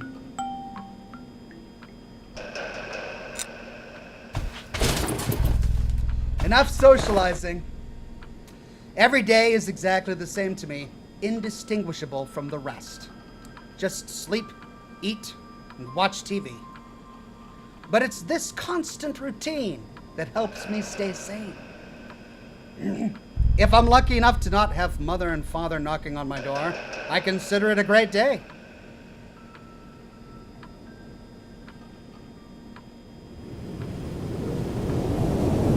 Oh no, the bag of pee is gonna fall on Noelle when she comes to deliver him food. I'm calling it now. And it's not gonna be his fault, and she's gonna hate him forever.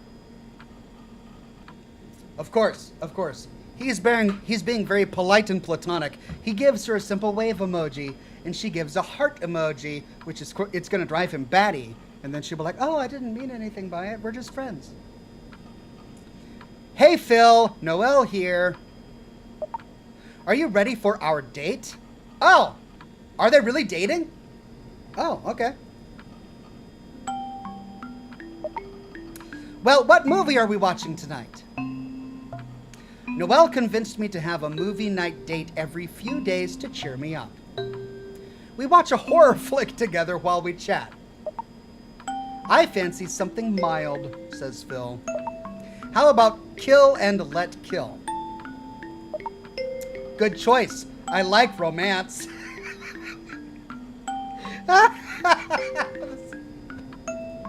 This game. Twin Pines, 1986. It's not Twin Peaks. A lake town full of drunk teenagers celebrating summer. Nothing can go wrong. Hey, how's your day going? Slightly better now that I'm talking to you. You're my only friend left. Oh, don't be silly. Honey, did you leave the shed light on? Damn kids. They must have sneaked into the garden again. I'm gonna teach them a lesson. I was worried. You haven't logged in for hours. I'm sorry. I've been dozing on and off the whole day. I'm very tired. This is my last try. Are you sure you don't want my therapist's number? Come on. She's a beast. She helped me recover from my depression, and it was a deep one. And she's an anime geek too. That's a nice extra. I'll think about it. Promise. Hello? Anyone there? Jump scare incoming. Here we go. Probably a cat.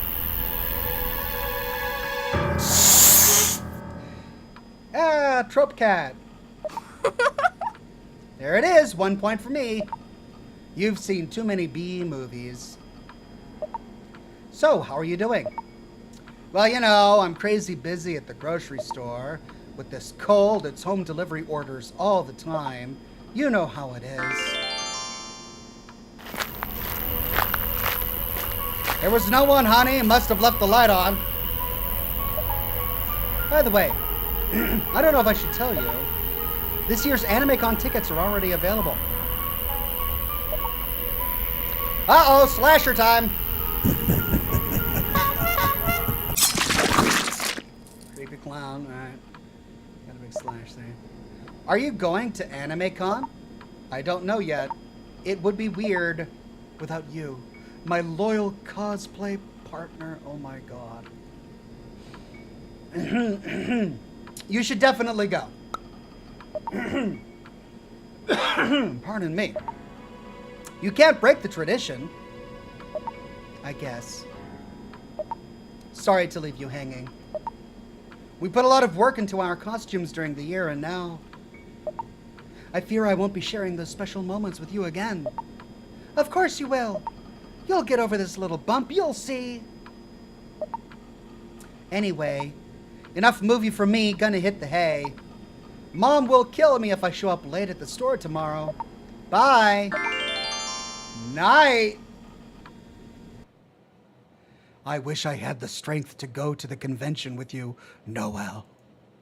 I'm fighting to leave this room every damn second. But in the meantime, I can only go back to my memories of us together over and over again. From a time when I was capable of being a supportive friend when you needed me.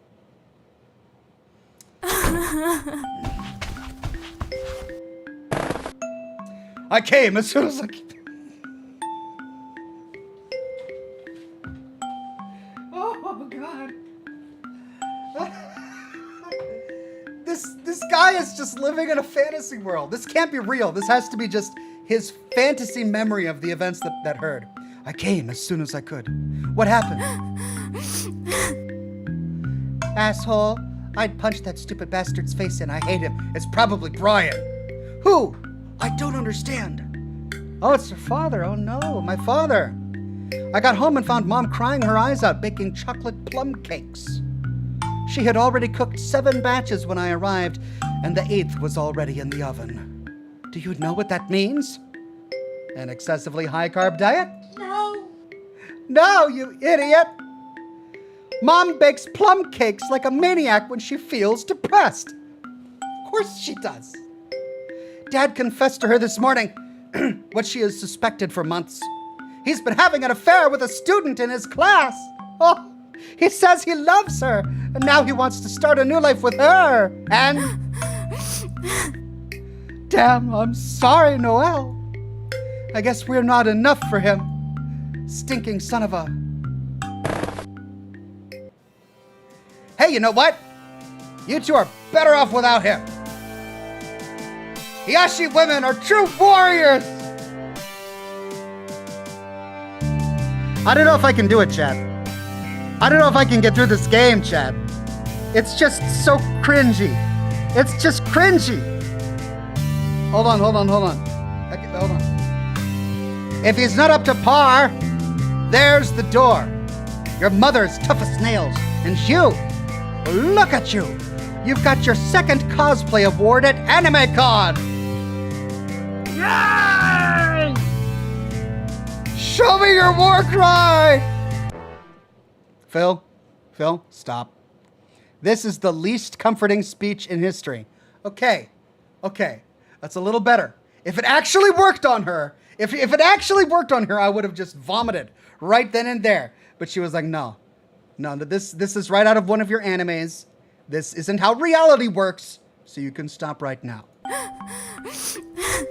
But thank you anyway. I love you for trying. But not like love. No, I still just want to be friends. But I'm going to continue to give you the wrong signals over and over again to confuse you because I just like tormenting you. He just plops right down. He's like, I'm here for you, Noelle. We are such good friends, Noelle.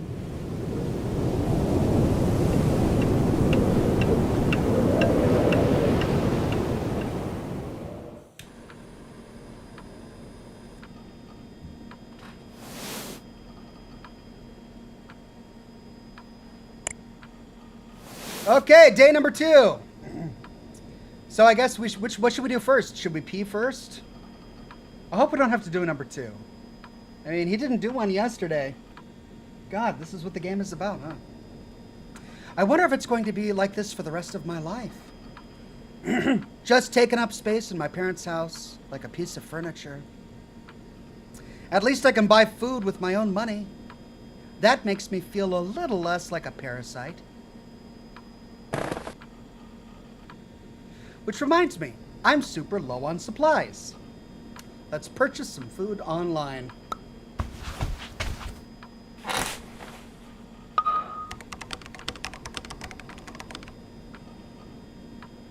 Winter Steel says, you chose this game, Oxhorn. Look, I did. The reviews were great, okay? The reviews were great, and the trailer looked super scary. So far, we've peed in a bottle and we cut our hand on fishing line. That's about it. I'm sure we'll get to the scary bit in a second. If I place my order now, Noelle will bring it over this afternoon.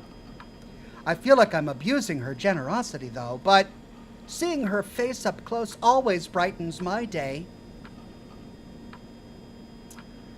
Okay, we've got Heart Essence. Oh, no. Hayashi Groceries, Recycling Bin, Guacamole Search Engine. Let's try that, just for fun. I don't need to search anything. Okay. Waka-mail. I don't need it. Oh. Tuna Baby 763biffsouls.com. Enlarge your manhood now. All right, let's open here. Nope. Not putting the cursor near that. Okay. Let's enlarge. Forward. Bob Nelson. Dear Phil, the middle year team hopes that everything is going well and that you had the chance to review our invitation to be part of our ski instructor department once again. We hope that your lack of reply is due solely to schedule incompatibility. In any case, we appreciate your great work the last 3 winters. The whole staff, as well as your trainees, will miss you dearly. We wish you the best. Bob Nelson, Training Program Manager, Middle Yard Ski Resort, Spokane, Washington. Sigh, I'll miss you too. Forward, last call. Sorry. Phil, this is my 3rd and final attempt to contact you. You let me down, dude. This far into the semester and you just disappear? Where am I supposed to find a new final project partner now? You know how much I need this grant. Not everyone was born wealthy, you know. Stinking crap, dude.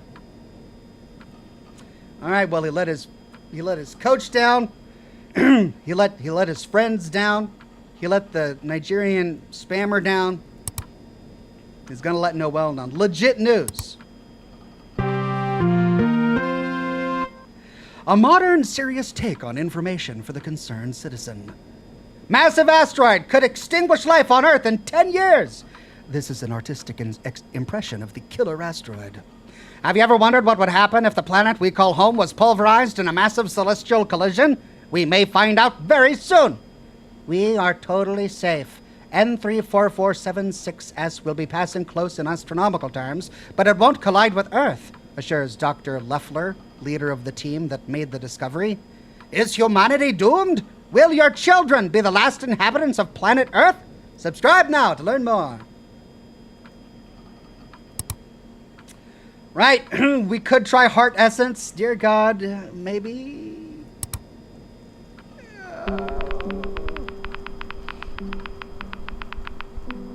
Write your worries here and let them go. I think my girl can't stand me anymore. All right, put that in a worry box. Nice. My back hurts so much, it's definitely a tumor, right? I know it is. Wilney. All right, we can fold that up and put that in the worry box. Heart essence. I'm defending my thesis tomorrow. I'm gonna make a fool of myself. Let's fold that up. Put that in the worry box. Oh no! I ate after midnight. Am I becoming a gremlin? Well, that's a real worry. Put that in the worry box. I think my girl can't stand me anymore. She's going to leave me for that stupid jerk Trevor. Put that in the worry box. I think my girl can't... Oh, it's... Okay. So it recycles the same ones over and over again. Is that it? Okay. Any new ones? No. Okay. All right. So that was the heart essence. It wasn't what I thought it was going to be. I am pleasantly surprised. Let's try Hayashi groceries.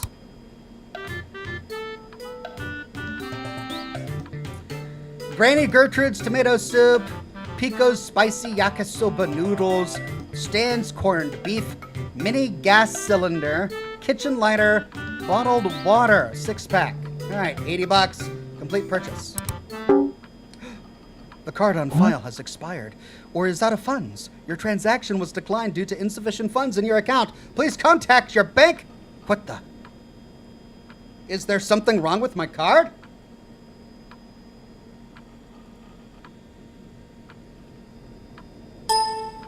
Card temporarily canceled. For more information, please contact your bank as soon as possible. Canceled? Crap. Father, you've gone too far this time. What am I supposed to do now? Could eat the candy bar that's sitting right there, maybe? All right, well. So much for that. I guess we can go to the recycling bin. Empty, like my life. Search engine. No, don't do it. All right, well. There you go.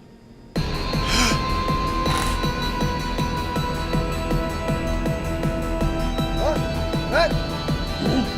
Damn it, Piper!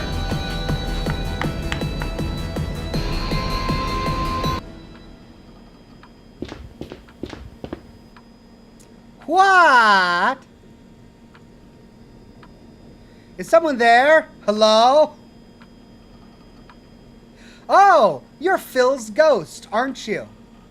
My brother used to sleep in that room, but he locked himself in there a month ago and we never heard from him again. I think he died.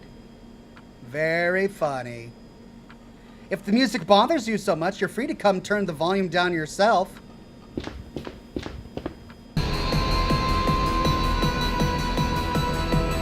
Damn, kid. Piper, my sister, a real whirlwind. She definitely knows how to make our lives less boring.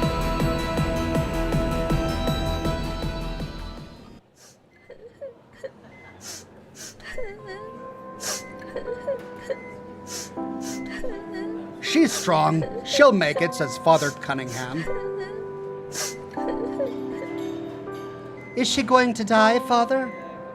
Don't be stupid. I need a smoke. Dad of the year here. Who lives, who dies, that is not for us to decide, Phil. Only God guides our destiny. He just walks away. He's like, I'm done. Walks away. Oh no! It's when she was a baby. Keep fighting, sis. When you get out of here, I'll always be by your side taking care of you. I went from only child to overprotective older brother. Of course he did. Mother told me I had to be Piper's superhero and always have her back. Over time, Piper grew up into a difficult girl, and God knows she's suffered father's abuse more than anyone would ever deserve. What does that mean? I tried to shield her from his wrath like a real superhero would, but I don't think I do a very good job. And now I lack the strength to be out there for her. I hate myself for that. Yikes! This game is tinged with darkness. This house is a mess.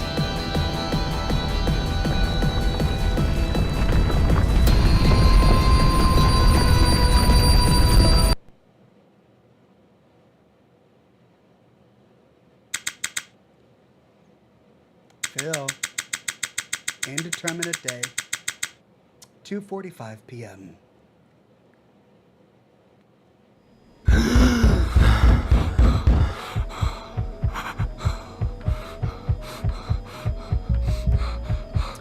Won't you even answer? Have you gone deaf in there?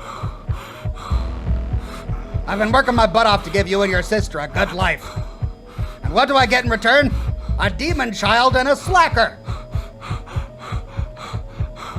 What the hell happened to you, son? You weren't like this before.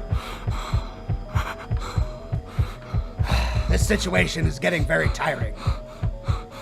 Your poor mother gets up early every morning to bring you your favorite breakfast. And you just leave it here to rot. At least the ants are delighted. Maybe the time's come for drastic measures. Like canceling my bank account, we could say. You should thank your mother for stopping me. I would have dragged you out of there by your feet a long time ago.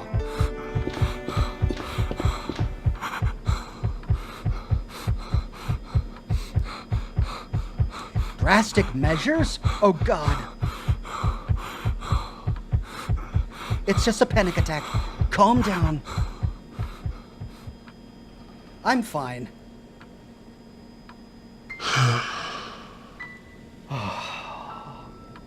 My father.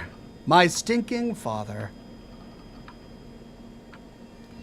If belittling his children was a sport, he would be the unbeatable champion. How could Piper and I compete against our family's history of greatness and success? My great-grandfather built a logging empire from the ground up, making him one of the richest businessmen in the region. Apparently with Scottish heritage, we've got bagpipes in the background there. Great-grandfather. Then my grandfather inherited the company. He too was a person of great importance in this town. Oh, but the next chapter is the one he usually skips. I mean, I can do that. In less than 10 years, my father managed to ruin the company and the lives of all the families who depended on it. But no matter what, he still wants everyone to believe he's a big shot. So he spends his time being a jerk to everyone around him.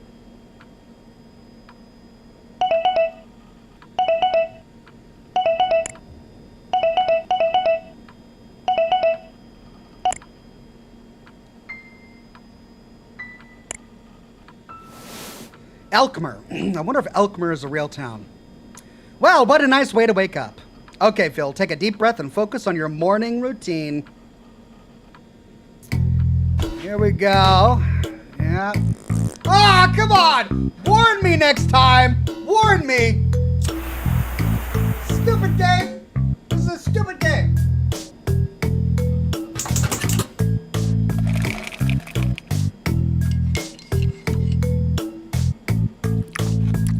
poop in a pot.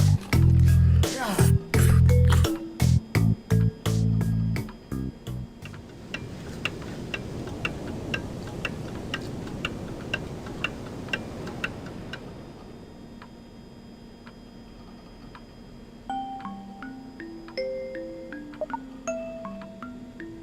I'm really ready for the scares, guys.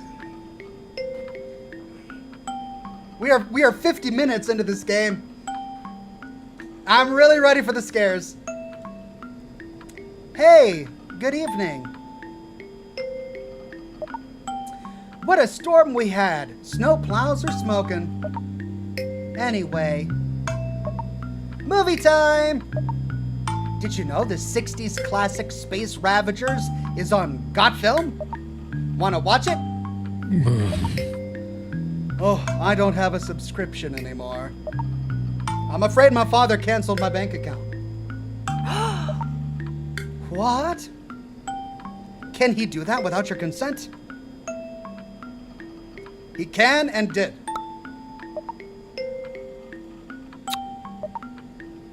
What a jerk. Don't worry though, I have a friends and family sub. An invite is on the way. You got an invite. Space Ravagers.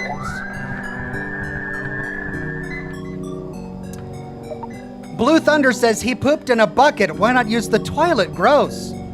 Yeah, I mean, it is gross. We learned at the beginning of the game that he pees in bottles too. He won't leave his room. He's having some sort of anxiety attack that's lasted about 30 days. That's the plot of this game. And he can't leave his room for anything. Something happened this morning. You know, I suspect that Brian has a big crush on me. Well, he finally asked me out. Not Brian! Hey, are you there? What did you say? I think my reaction was something like, I just told him I was late for work, that we should talk about it later. You didn't reject him? I thought you weren't interested. I know!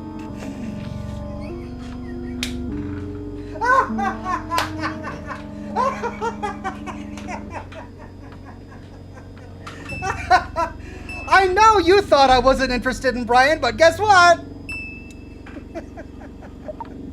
But we talk a lot lately. He's cool and funny and smart, and he's not locked in his parents' attic, and he doesn't poop in buckets, and kind of cute. Anyway, my brain is a mess right now. These signals are abnormal. The Earth is in danger. I'm sure you'll make the right decision, says Phil. Or I'll screw up like always. Have mercy! If you destroy the Earth, you'll kill millions of innocent people. Innocent? You pointed your weapons at Mars, slaying many of my people. But you would be punishing all of humanity for the crimes of a few. Perhaps you have truth on your side, human.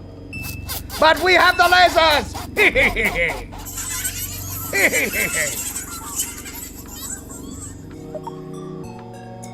Colonel 87th says, hi, Ox. Hey there, Colonel 87th. Good to see you, my friend.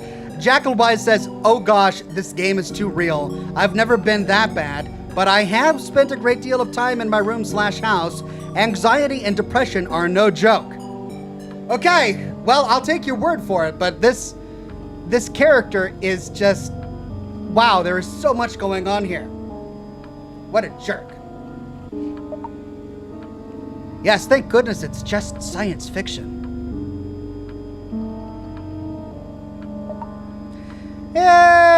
Anyway. Hey, you didn't order food from the online shop yesterday. Is it because of your bank account? I'll talk to Mom. She won't mind letting you have some food. We do the same with Mrs. Potter at the end of every month. I am sorry to be a burden. Hey, don't start, okay? You're not a burden, nor a piece of crap that no one cares about. In case you were wondering. You're a smart, caring guy going through a rough time. That's all. And you are my guardian angel, says Phil. Stay away from Brian. That jerk Brian.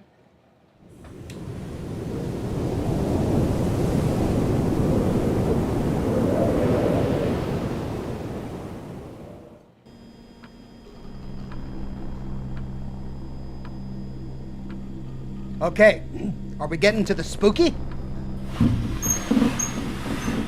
Here we go, finally. Oh, okay. That happened. Ah, enough! What the heck do you want from me?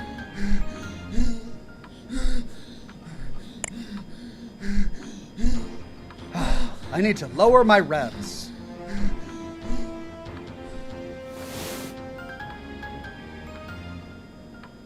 Crap, did I leave the TV on? I'm a mess.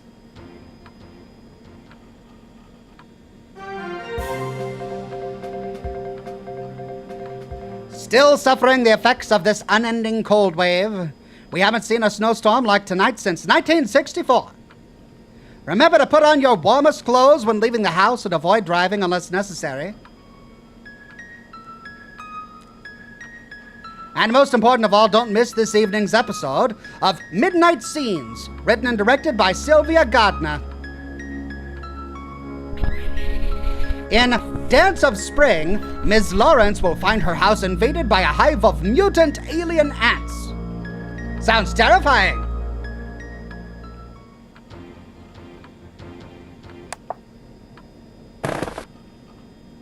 Let's check how bad this storm is.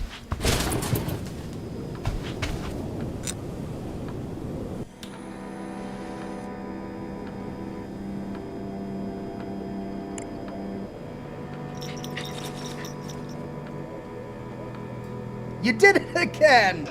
Well done!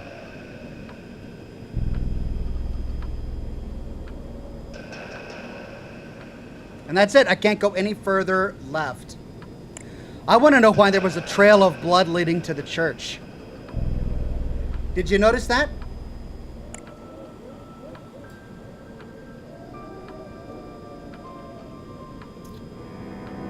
Right. Okay. There is that. We've got Rudolph over here. Oh, God! My heart is going to explode. It is a bird. Oh. Yikes! All the collection money will go to fixing the bell tower.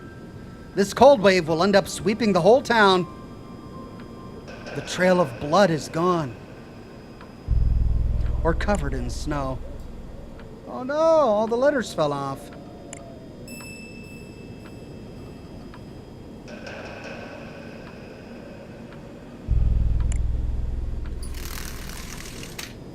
Brian. Stinking Brian. How dare you talk to a human girl, Brian? You shameless rat.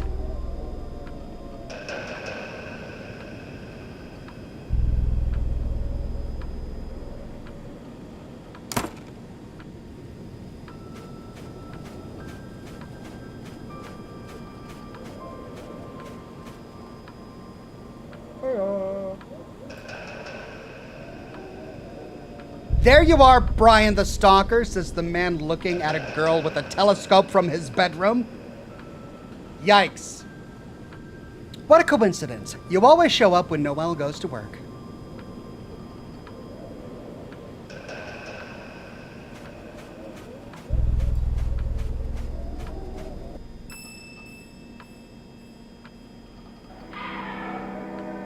Leave me alone! You ruined my life! Oh, no. You don't dare raise your voice at us. Who do you think you are? I'll teach you how to show some respect. You don't care about me at all. I hate you.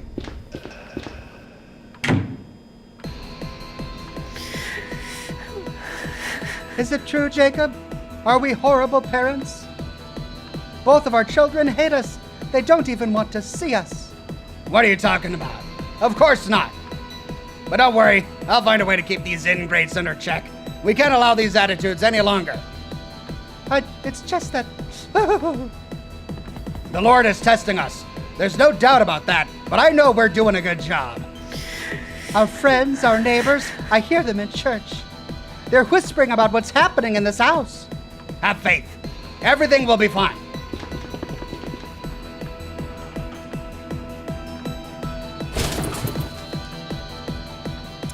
Nuka Tom says, I'm curious how this man got so traumatized that he can't even think about leaving his room.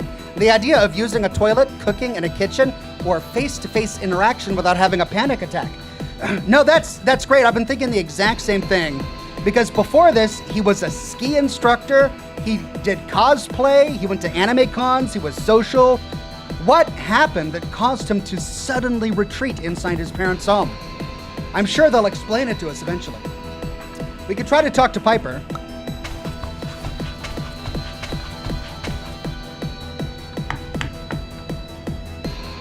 Hey, hello? Piper, are you okay? Oh, look who decided to break his vow of silence. What happened? Leave me alone. You don't give a crap either. We could say, is it because of that boy, Jake, or whatever it is? I'm sure there's a solution. Sure, I can always follow your example and lock myself in my room for a while. Is it because of that boy, Jake? Is it because... Oh, there we go. Sob. He's been acting very weird lately, and suddenly... He told me he's trying it again. With Amanda, his ex. Oh, it's all father and mother's doing. They never approved of my relationship with Jake. They talked to his parents and scared him. But this was just another mark on the wall for father. He rejoices in my humiliation, and mother is too stupid to even care. I'm drowning in this stinking house. And now, just when I need you the most, you lock yourself in there. I've never felt so alone. Piper, No! Screw you! You're just as crappy as them.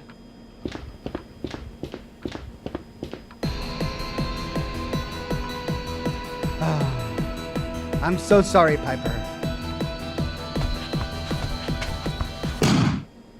Whoa! What?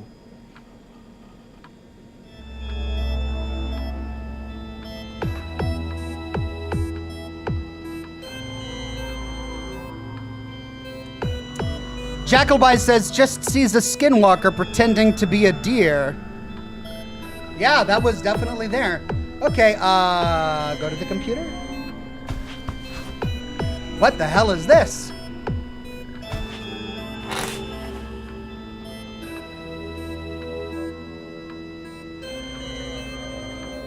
What's this? A private invitation?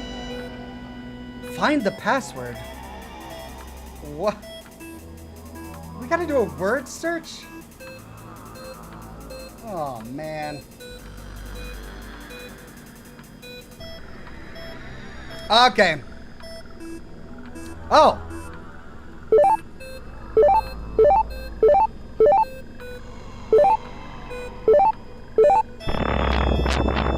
Okay, that was easy.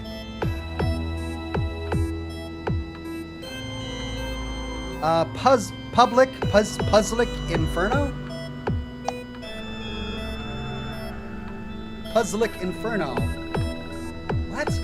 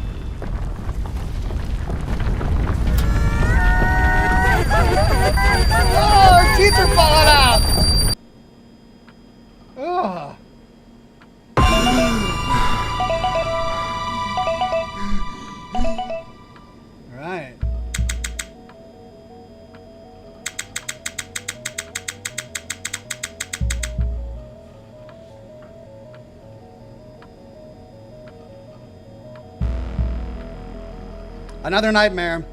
What the hell is wrong with me? I no longer know if I'm sleeping. These shadows that stalk me in my dreams, I feel like they're trying to show me something. Point me to a specific path. But what does it all mean? Crap, my brain is about to melt down.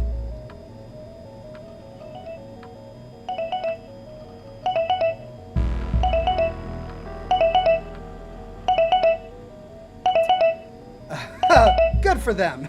85% of users achieved their daily goal. Nuka Tom says, well, that's not ideal. No, it's not.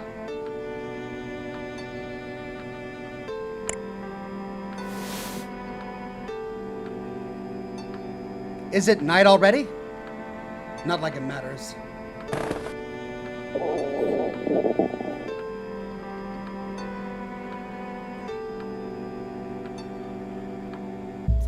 Colonel 87th says, miss you more, stranger. Needed love, your brother.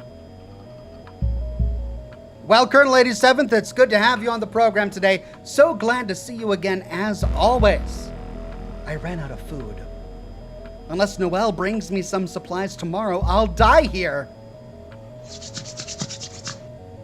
I'm freezing. When will the stupid cold wave end? I need to warm up the room. Let's get the lighter. Maybe we have it already. Let's go to the heater.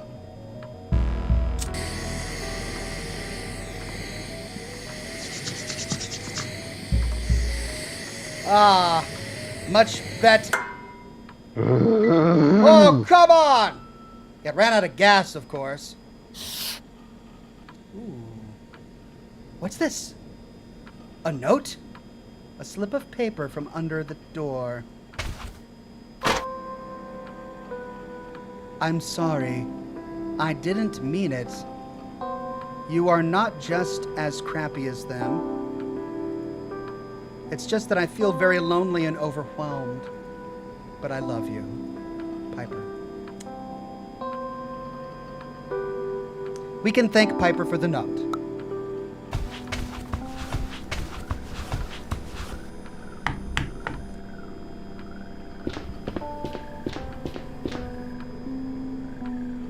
Thanks for the apology note, sis. I know it sucks living in this house, but I'm here for you no matter what. No matter what, huh?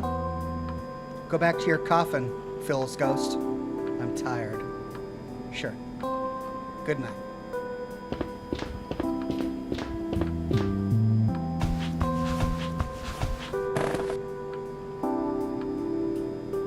What should I do now? Uh-oh! Crap! Again? Where's the flashlight, Rose? It looks like a blackout.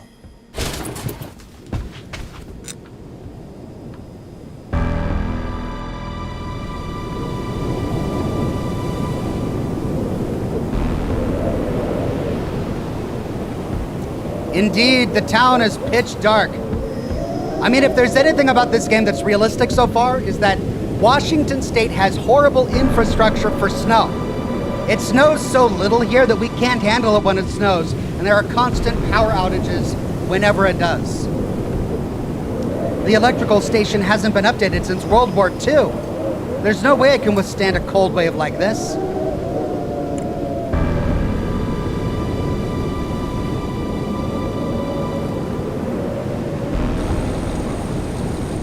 Seriously, Tim? What? What's wrong with Tim? What is he doing that's bad? Okay. Bad on Tim.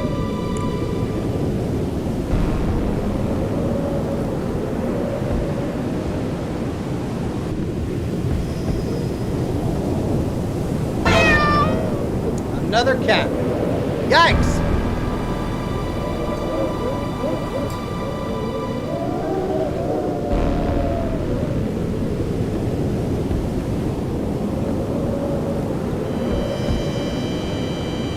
Oh no, is there a fire in the church?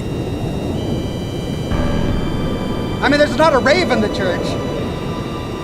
Is there a fire in the church?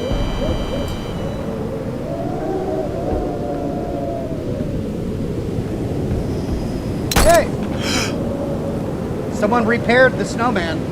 What the hell? Whoa, here we go.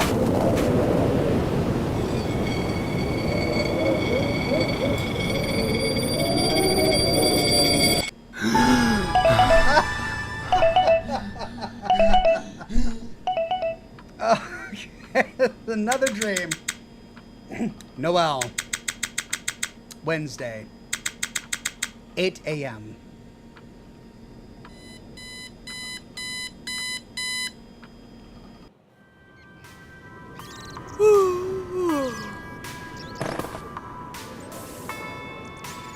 Today's my day.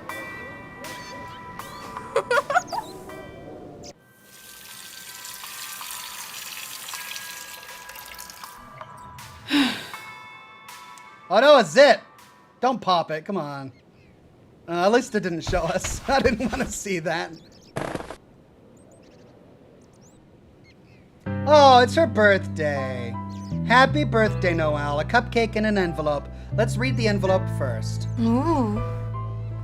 Jackalwine says, I think Tim was stealing gas. Oh. Oh, is that what he was doing?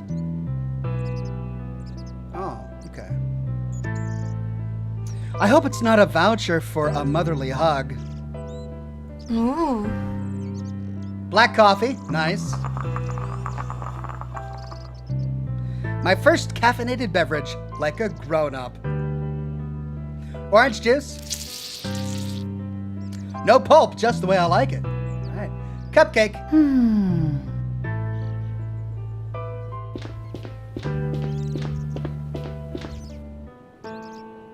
Chocolate cupcake, yum. Did you think I forgot? I got up early to bake a batch. Ah, you're the best. This is how real humans talk. Happy birthday, honey. Thanks, Mom. Any noticeable wrinkles? You still have a long way for that. Time flies. You were such a tiny thing running between my legs, and now look at you. Oh no, cringy motherly talk in 3 seconds. Run, Noelle! You can't take the afternoon off. Oh, you can. Okay, she's a good mother and boss. You can take the afternoon off and celebrate with your friends. Oh, and don't forget to open that envelope. I hope you like the contents.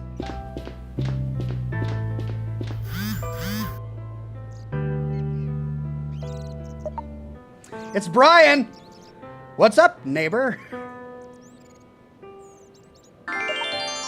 Happy birthday!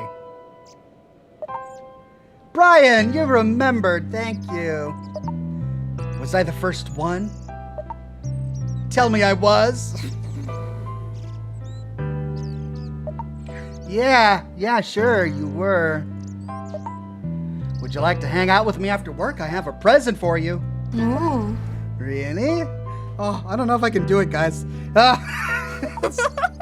In that case, I'd love to. But I need to go to the Larners first. Phil needs some supplies. Come with me. It's probably a bad idea. I don't think Phil likes me very much. But it's kind of mutual, to be honest. Yeah, I noticed. I'll call you later, okay? Awesome. Have a super duper amazing day. Hearts. Aww. Oh, how cute.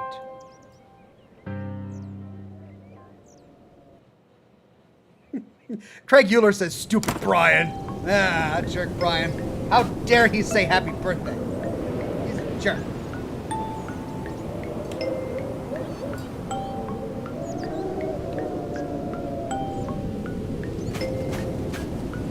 Oh, come on, I want to see what's over there. Who sent me this thing? So creepy. Did she find that in the mailbox? Oh.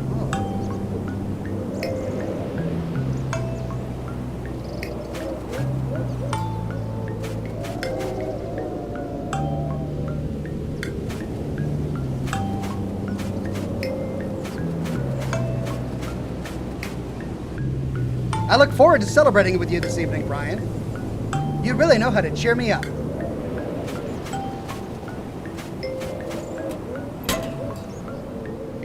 Yay! Support your indie devs. Yeah, do that. Absolutely. Yay! Wintry Sleepy Hollow.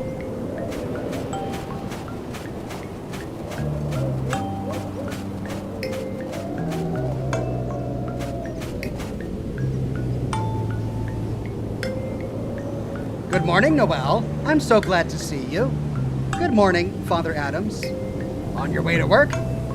Yeah, winter is crazy busy. So many home deliveries.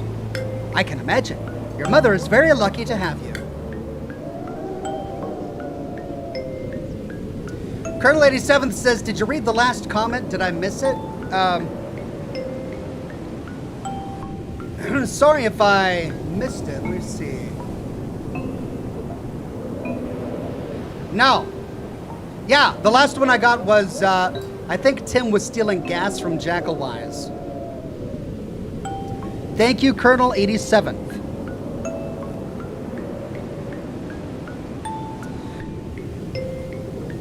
The Lord and I, on the other hand, have very little work these days. In this cold wave, people don't feel like leaving their houses. It does look like a ghost town, doesn't it? Do you think I could convince you to come to Mass this Sunday? I'd be very happy to preach for someone besides the stone walls. Well, let's say my mother would like it. I'll tell my mom. She always recalls how much fun she had singing in the church choir when she was young. There you go. Oh, and bring your friend Phil, too. I haven't seen him out of the basketball court for weeks. Yeah, well, he's having a rough time. I'm sorry to hear that. I'll stop by the Larners one of these days and say hello. Well, I hope I won't keep you any longer, Noelle. It was lovely to see you. Say hello to your mother. Okay, on we go.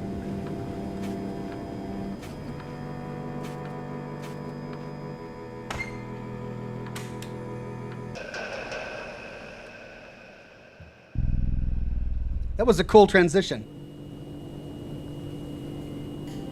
Showing us that he's been watching her that entire time. Back to the mines. Right, apples? Oh no, a worm! Let's get it. Let's get the worm. Oops, we have a guest. Mom's gonna go crazy.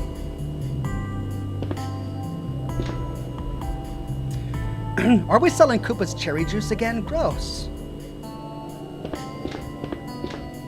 Today's payday.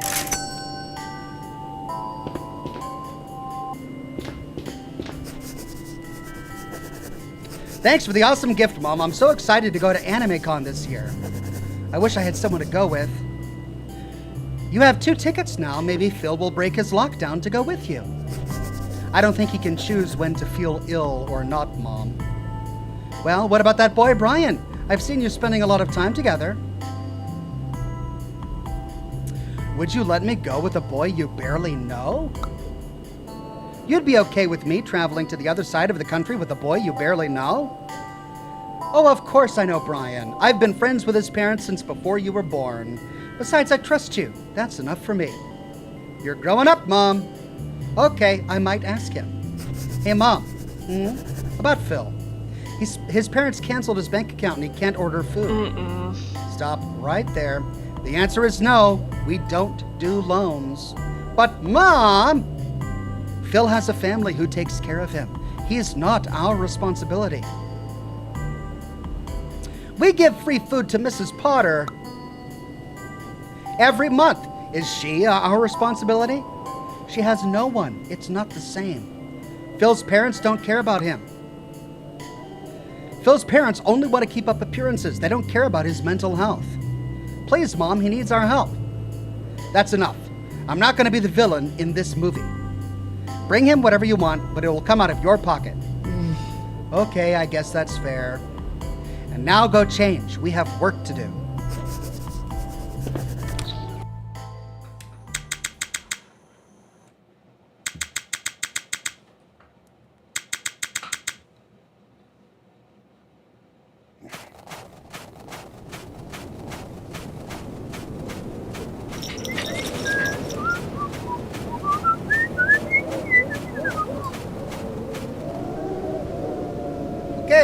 got food bags. Oh, bloody snow! I don't even want to know.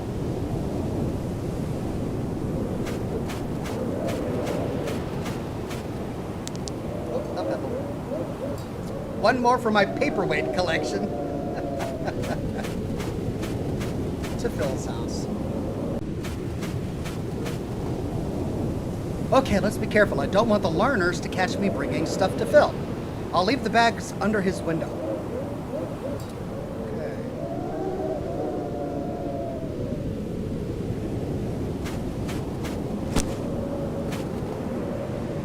I should let him know the bags are here, or the bottles will explode in this cold.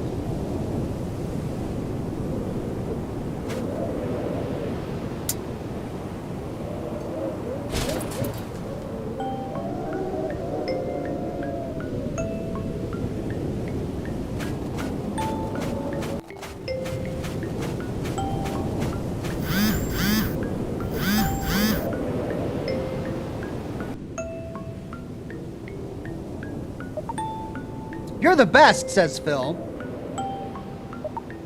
I don't know what I would do without you. Don't thank me. You owe me $74. Oh, I added a complimentary chocolate bar to celebrate my birthday. He didn't even wish her happy birthday? Oh crap, I forgot. Sorry. It's hard to keep track of the calendar in here. Happy birthday. Don't sweat it. You owe me $74 and a nice gift. Promise. By the way, make sure to close your waste containers tightly. Your garden smells horrible. Oh no. Yikes. Sorry. I'll be more careful next time. I'm out of here. My butt is freezing. Enjoy the chocolate bar.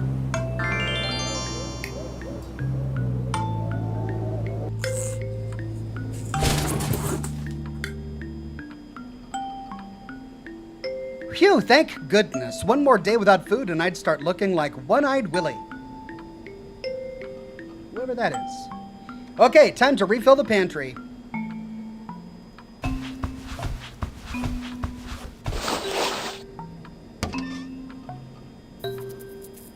Oh, right next to the poop bucket and everything. Looks much better. That's not what it looks like, Phil. God. Chuck. As for you... hazelnuts, my favorite.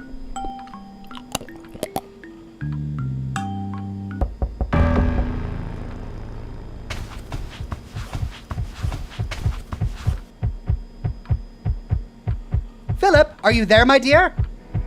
Oh, no.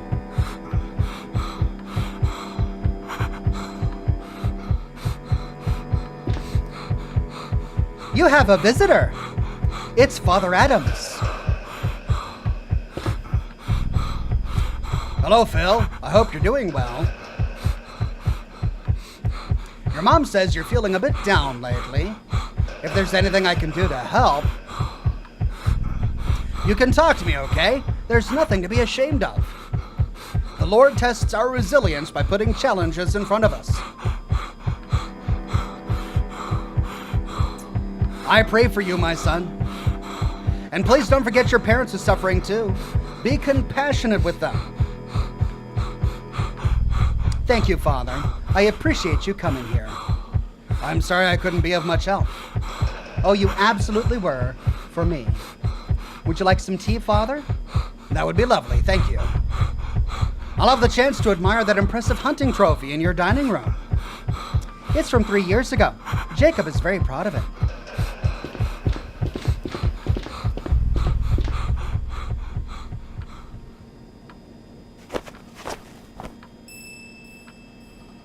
Well, this poor guy, he can't even talk with certain people. without having a full-blown panic attack. Poor guy. Screw this town, he says. I mean, the father was just doing what he knew to do. I agree that it wasn't very helpful, and it's probably not what he needed at that moment, but I also don't think that the father knew what else to do.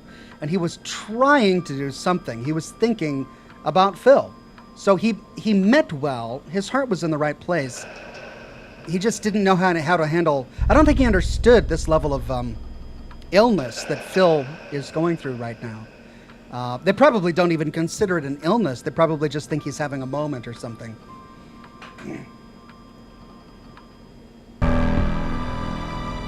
Ow!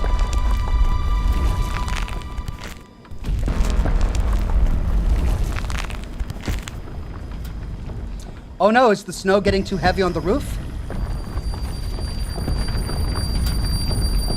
What? Phil, you are my biggest disappointment. Okay, it's his dad. I'll get your ass out of this room dead or alive, you hear me? Because his dad was a hunter, the trophy on the wall. No!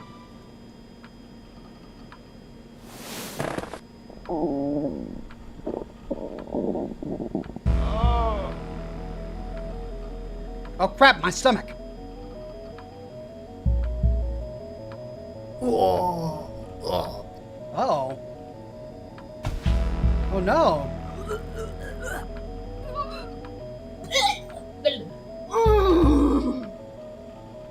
Ew, this is not good. Not good at all. Ugh. Oh my god, I'm dying. I barely ate yesterday. Why am I so sick? Hazelnuts in the chocolate bar, maybe? Maybe I could find an online doctor. It hurts a lot.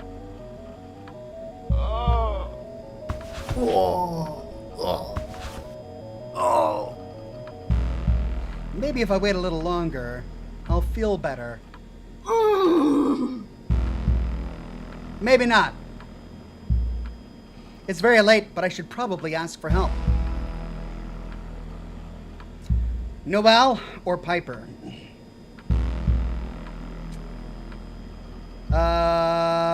Probably Noelle. She's more likely to respond. But then again, Piper is right there. But she's mad at him.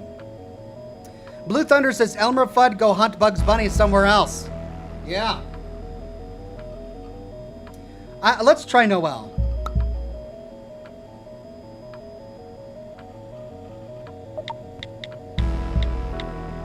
Are you awake?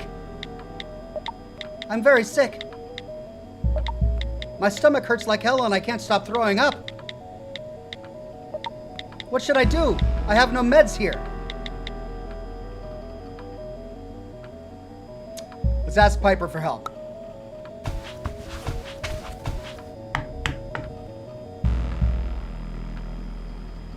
Piper. Piper, are you awake? I need your help.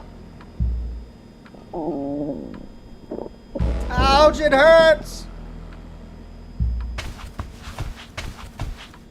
Ugh, I can't stand it anymore. I have to do it. I have to go out.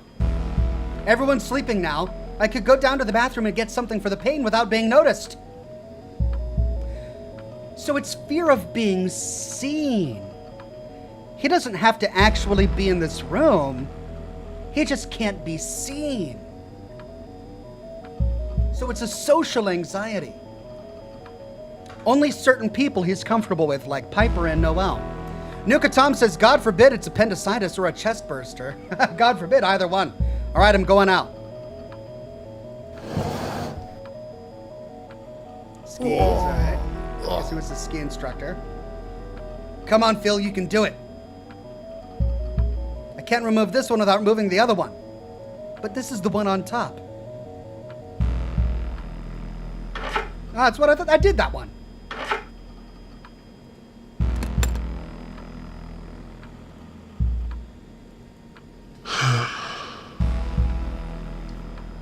can do it. I just need to go downstairs, pick up the meds, and come back quick and quiet.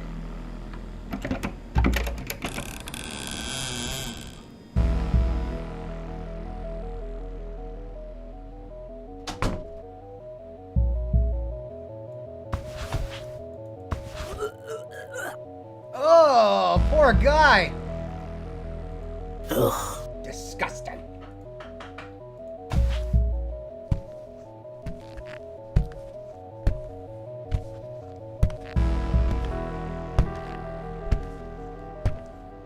Chad is speculating that it might be poison. Maybe, but I don't think Noel would consciously do that to him.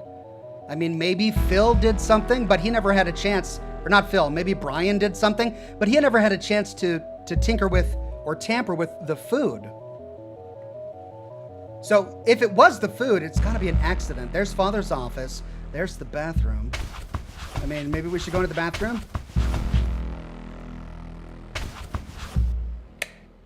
Ooh, no. Uh-oh.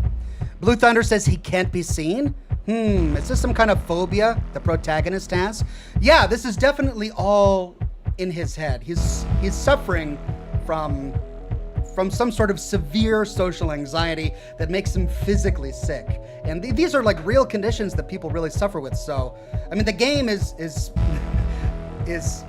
it's treating it seriously, but also having comedy moments.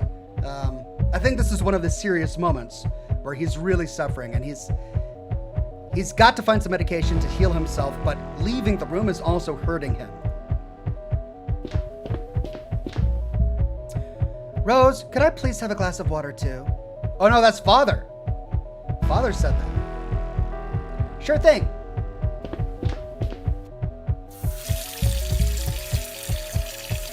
Jackalby says it could very well be E. coli. Yeah, it kind of sounds like that. But it happened really fast. I don't know how fast E. coli works. Okay, that was close. Keep going. Use the bathroom while you're here. Oh, the pain is killing me. I need to find something for my stomach. Maybe in the medicine cabinet? There has to be something in here for the pain.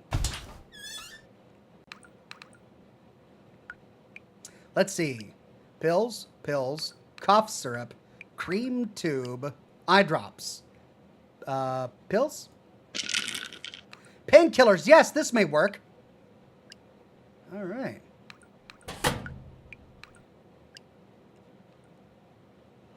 Ugh. I should go back to my room before someone finds me. All right. Blue Thunder says, so it's kind of like what Night can have, right? Yeah. I guess it kind of is. Only this is like an extreme version of it, but yeah. Okay, very carefully.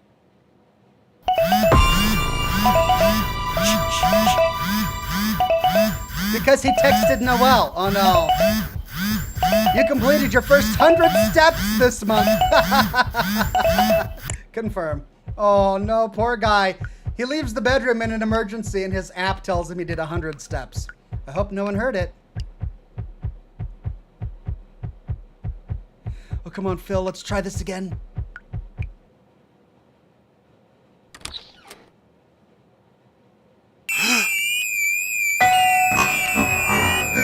Philip, you finally left your room.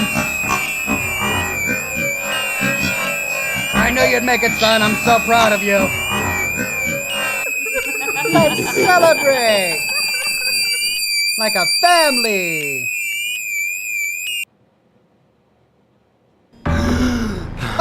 This game.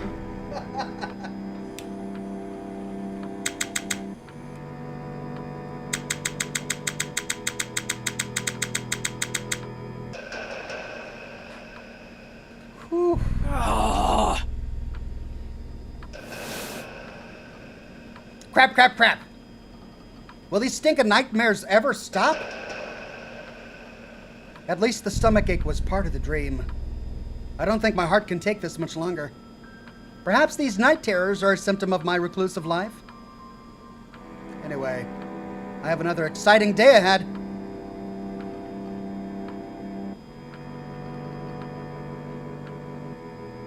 Let's leave him alone, Jacob. I don't think he knows anything about Piper. What? He's a learner. If that devil girl runs away from home, it's his duty to help us find her. Oh no! This time she emptied her closet, though. What if she's gone for good? If that's the case, good riddance. She can look for the family she deserves in hell. Wow. Wow. Father of the year right here. Dear God. She broke her boyfriend's arm 2 days ago, and now this? What? Oh, so that's why he broke up with her. Okay. Poor Jake. She just pushed him, but he had a bad fall. I'm so ashamed. His parents must think we raised a savage. And if we didn't have enough with her, this lazy son of yours. Bah, what a waste of time. Why even bother? He's probably sleeping or playing video games. The only thing he's interested in. Phil hasn't played any video games this entire time. Not that we know of, anyway.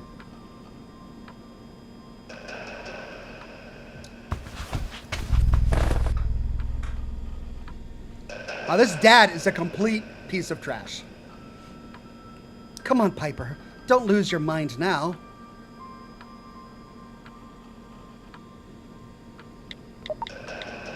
Are you there? I heard my parents talking. Piper ran away from home. She took all of her things. I don't think she's coming back.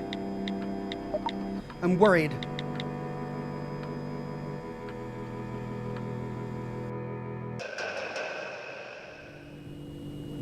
What? Oh no! Hey, don't worry, okay? She'll be back as soon as she runs out of money. This time I have a bad feeling. You know that Piper can be a bit unpredictable. Maybe she's with that boyfriend of hers. Don't think so. They had a small fight. There were some broken bones. Oh my god. That's the line they voice? Wow. Yeah, she's having a very rough time. Her world is crumbling down and I'm not there for her. Maybe she needs someone else to talk to? A professional? Come on, it's my stinking family we're talking about. Who needs a shrink when we have the church? I'll keep my ears open, okay? I'll tell you if I hear anything. High five. Something wrong, honey? Phil's sister Piper, she ran away from home. Again? Didn't she leave last month, too? I feel for the Larners. They must be going through a lot with those 2 kids. Ah, the phone is ringing nonstop today. It's Brian! Hey, Brian. What's up, neighbor? Hey, Brian. My fridge is worryingly low on beer. I'm getting some 6-packs before I suffer my stepfather's wrath. You know where they are. Hey, thank you for spending time with me yesterday. It was fun. Did you think about the Anime Con thing? Will you come with me? Well, I'm a bit freaked out by being surrounded by geeks like you. Wow! Wow! Wow! Dude! Put on the charm, my guy! But how could I refuse? Of course I'll go! This is the guy she's gonna take to AnimeCon? I mean, I can sympathize with Brian a little bit, because I've been to my fair share of conventions, but they're also fun. Awesome, we'll have a great time. Awesome, thank you. We'll have a great time, I promise. One of us. One of us. Did you get the reference? The what? Oh, by the way, how high is your tolerance for cringe? Mid to low? Enough to wear a Yuru Nyan costume at the convention? I can't show off my Juneko cosplay without a Yuru Nyan by my side. I didn't understand a word you said, but okay, I guess. Whatever makes you happy. Brilliant! Not that it was negotiable. Yikes. Good morning, Mrs. Hayashi. Hello, Brian. Noelle, we need to talk. Please, come to the office. Sure, Mom. Something wrong? I'll wait for you inside. Nice to see you, Brian. Is it Piper? Oh, no. Uh-oh. A reprimand is coming. Did you put the soda on the wrong shelf? You idiot. I'll be right back. It's gonna be Piper. She's been found dead. What's wrong, Mom? Please sit down. Oh, I gotta do it. It was Faith on the phone. Your father's girlfriend? Oh, are they split up? Okay. Oh? He's been feeling unwell these past few weeks, so he went for a checkup. They found a tumor in his lungs. He's got the test results today, and...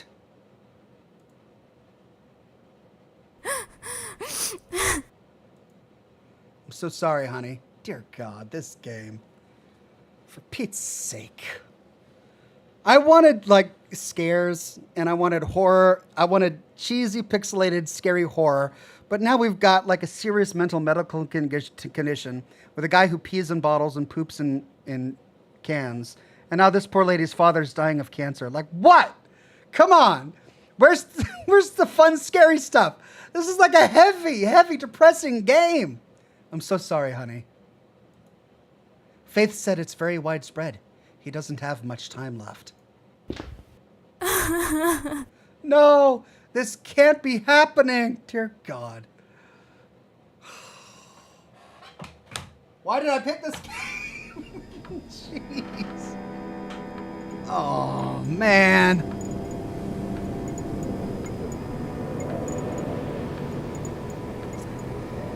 Bloodwolf says, Ox, at least she isn't asking him to a furry convention. She's asking him to dress up in a big costume that he didn't even make. But you're right, at least it's not a furry convention. Nothing against furries.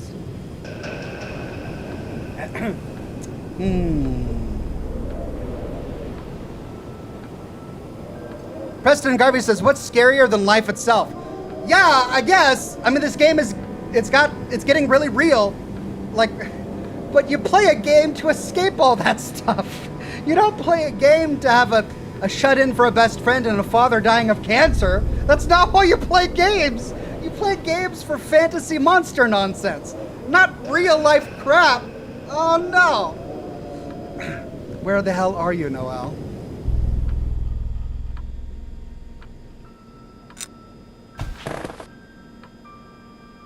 You've been silent for hours. Come on, I need to talk to you.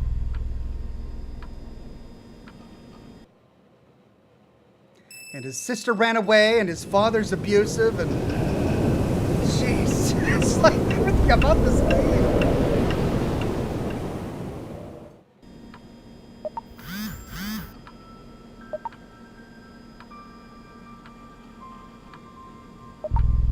Hey.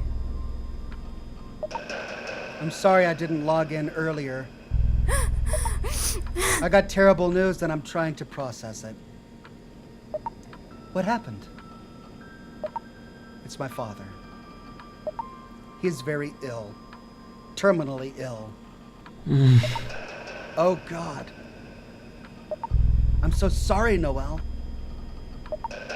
Tomorrow I'll be flying to Chicago. I need to be by his side. Sure, I understand.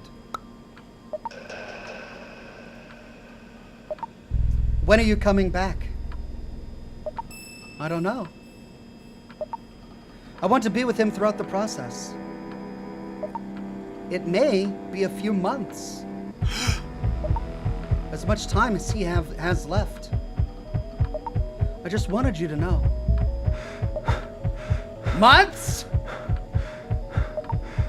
No, Noelle, wait. I'll take my next semester online. And Brian will replace me at the shop. What? I'm sure he'll lend you a hand in whatever way he can. Brian! No! That idiot will leave me to starve! Please, Please, you can't leave. I need you here with me. Stop. Phil, stop.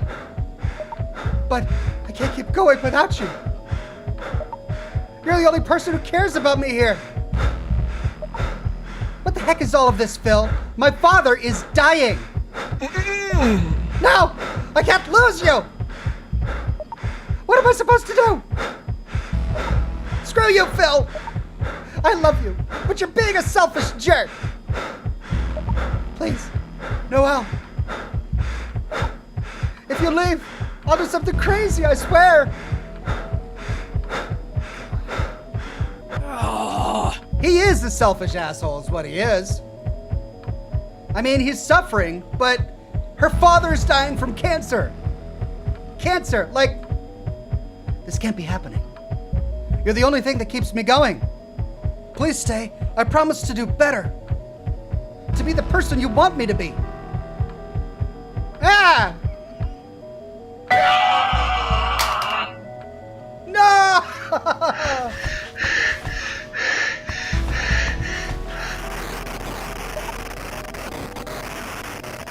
What the hell, Phil? Emotional blackmail? Seriously? Don't you ever say that crap again.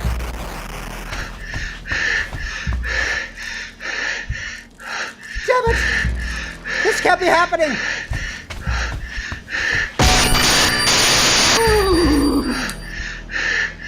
Arg! Nothing will change, I promise. We'll keep texting each other like we do now. Phil?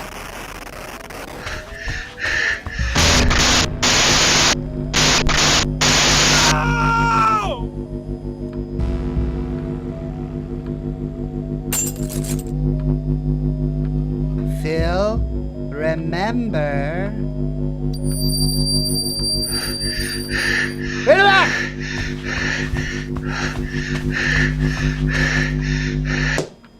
Ooh! Don't you dare leave me like this. You're scaring me. Please answer.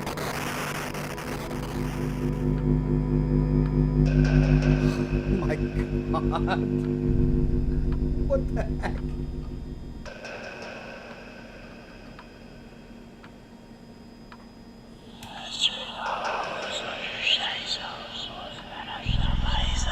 You still don't remember, do you?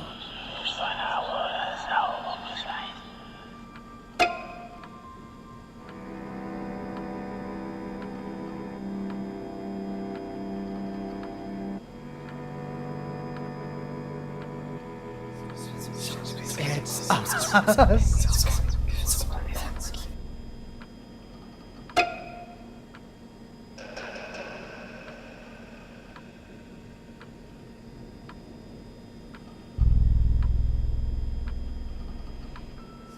Remember.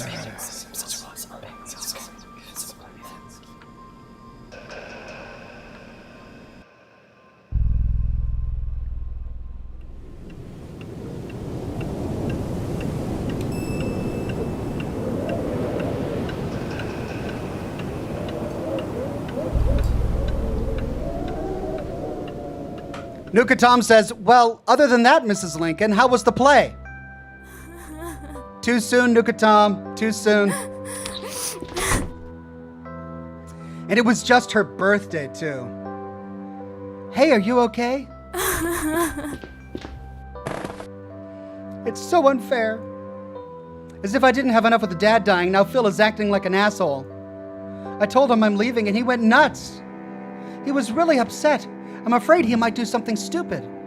Don't say that. I'm sure he's fine. Moving to Chicago is the right decision, you hear me? You deserve to enjoy some time with your father while you can. Don't let Phil or anyone else ruin this for you. I know, but I'm his only friend. I'm afraid he may have a mental breakdown without my help. Okay, listen. If you really think he might hurt himself, let's call his parents. We need to warn them. We could say, no, they'll use it to force him out, or I don't want to alarm them unnecessarily.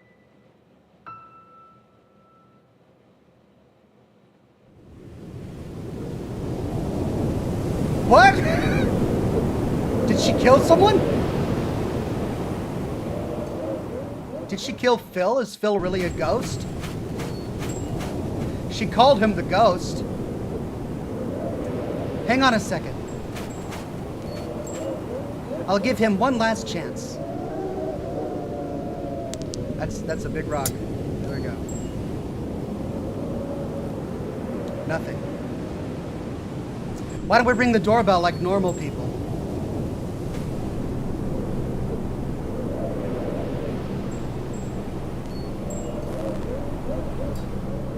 I like how the snow is yellow on the branch. There's yellow snow on the branch.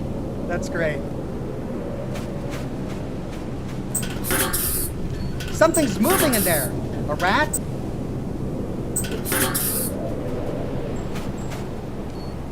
Smells like death.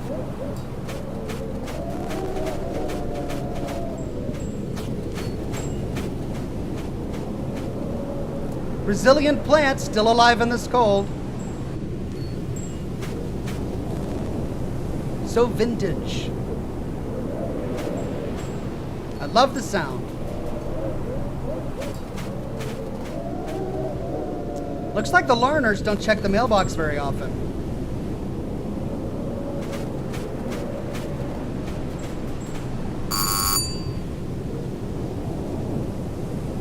Hello? Mr. and Mrs. Larner?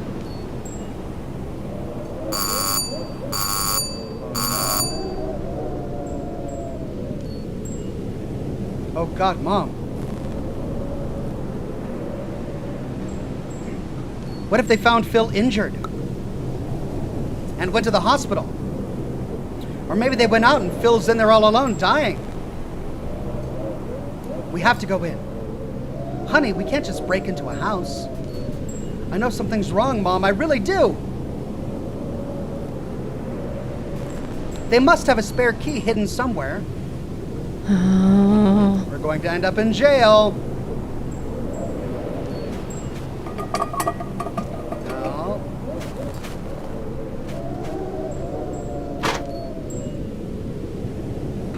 You could be a good hiding place for a key.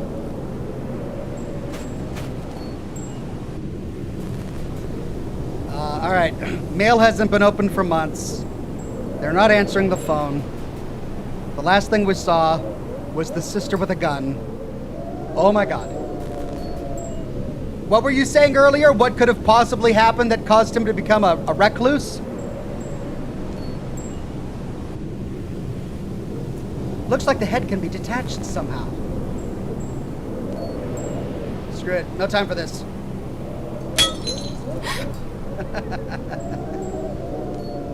Bright object. I knew it.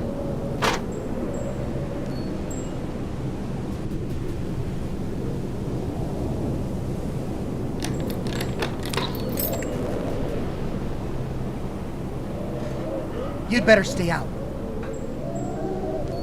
Phil might get upset if he sees you. Sure, just be careful in there.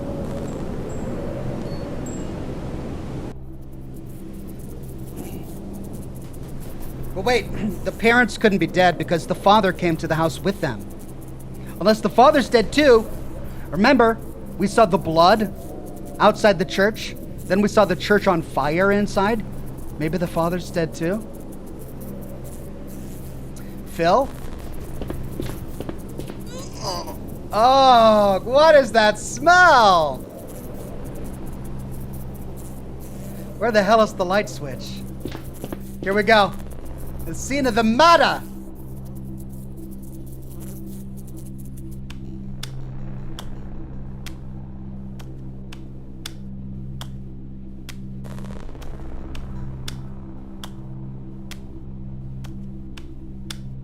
Oh, I gotta do something. Right. Can I back out? Maybe I don't want to see it. Can I back out? No.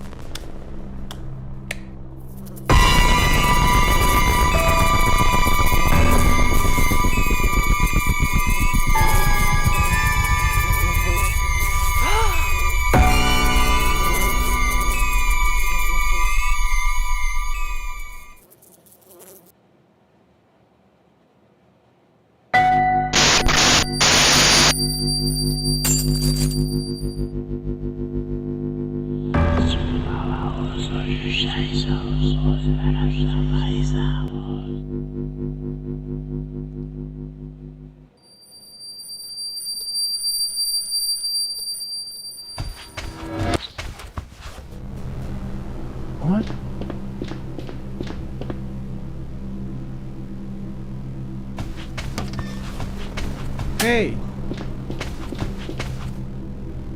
Another blackout? Really? Rose, where's the flashlight? Piper! But what? Piper, no! My God! What have you done? Darling?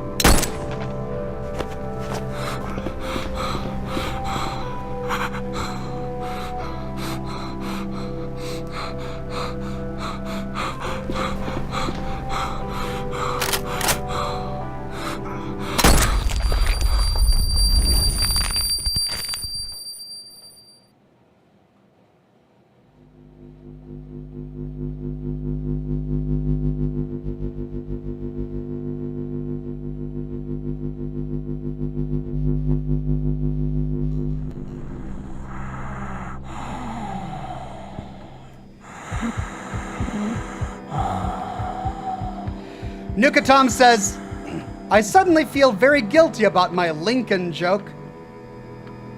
It was ill-timed, Nuka Tom. Hard to predict, but ill-timed, I know. Well, I'm really empathizing with this guy. Now, I can see why he got to where he is. Yeah. Do you remember? The shadows keep asking me over and over.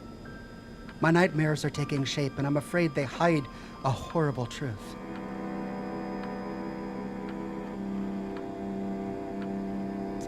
Stand up.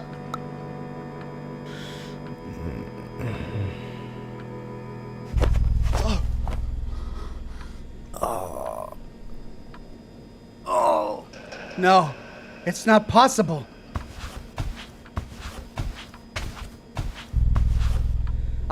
I have to go out downstairs. Look for answers. You can leave the room. Oh.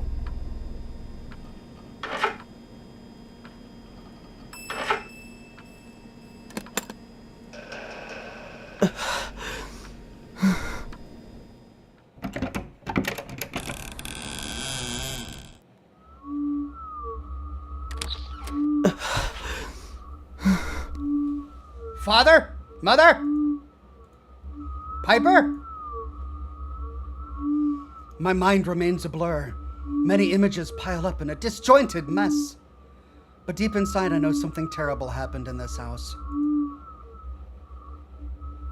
Can we go to Piper's room?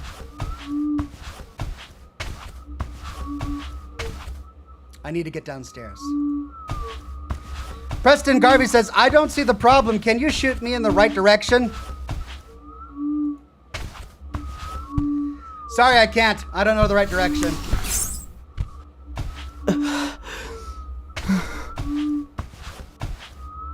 Hello? Is anyone home?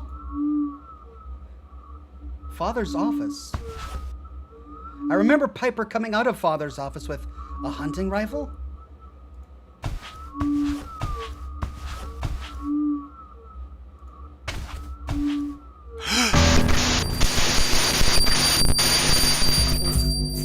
Phil! What the heck have you done? How could you? You're a monster! No, Father? Mother? Oh no, Piper!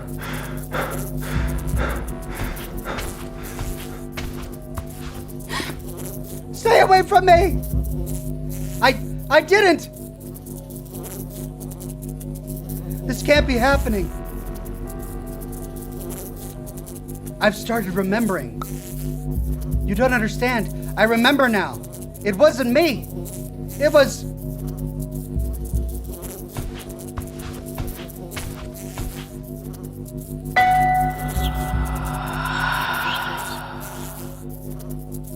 But I don't understand.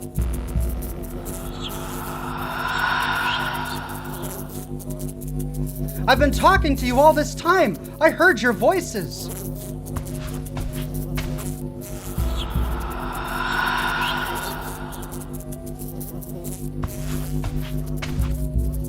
Noelle, you have to help me. Please. Oh no. I saw it, Noel.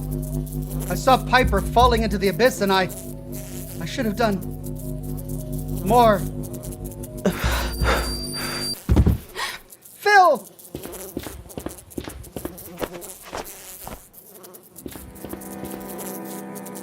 Jackalwise says this looks like a form of psychosis caused by severe trauma. Yeah, I would definitely call that. That sounds about right. Noel, what's going on? My God! Mom, call the police, quick!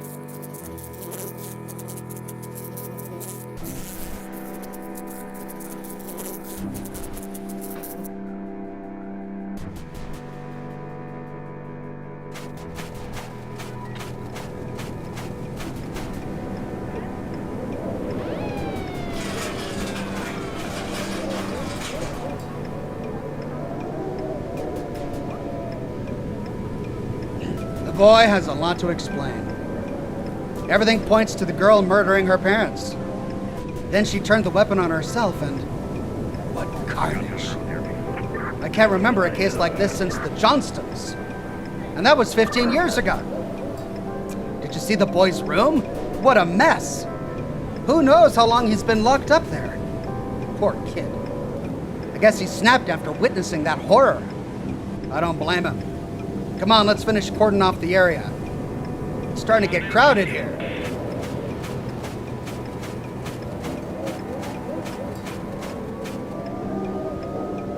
I'm sorry you had to see that, honey. Do you think you could come with me to the station? We need your statement. Of course, whatever you need. Sheriff, will he be okay? The doctor says he's in shock and dehydrated, but he'll recover. Don't worry about him, he'll be fine. How could I be so blind?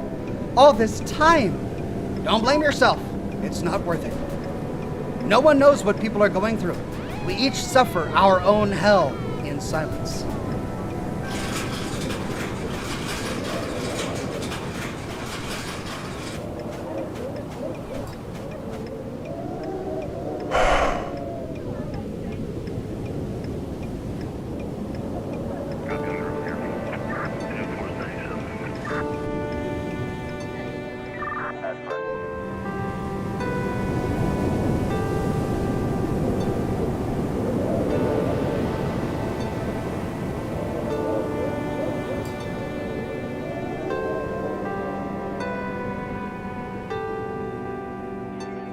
Right.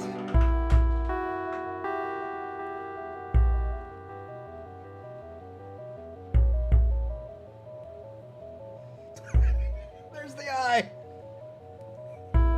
Next on Night Springs. And that concludes tonight's episode. For poor Phil, he has a long road ahead to recover the light of his existence. The safe place he was hiding in turned out to be just a figment of his imagination. But on the other hand, isn't it for everyone? Make sure to shut the doors and windows tightly. Take a look inside your closet and under your bed before going to sleep. You never know what kind of horrors are lurking in the dark. We'll see you soon in the next episode of Midnight Scenes.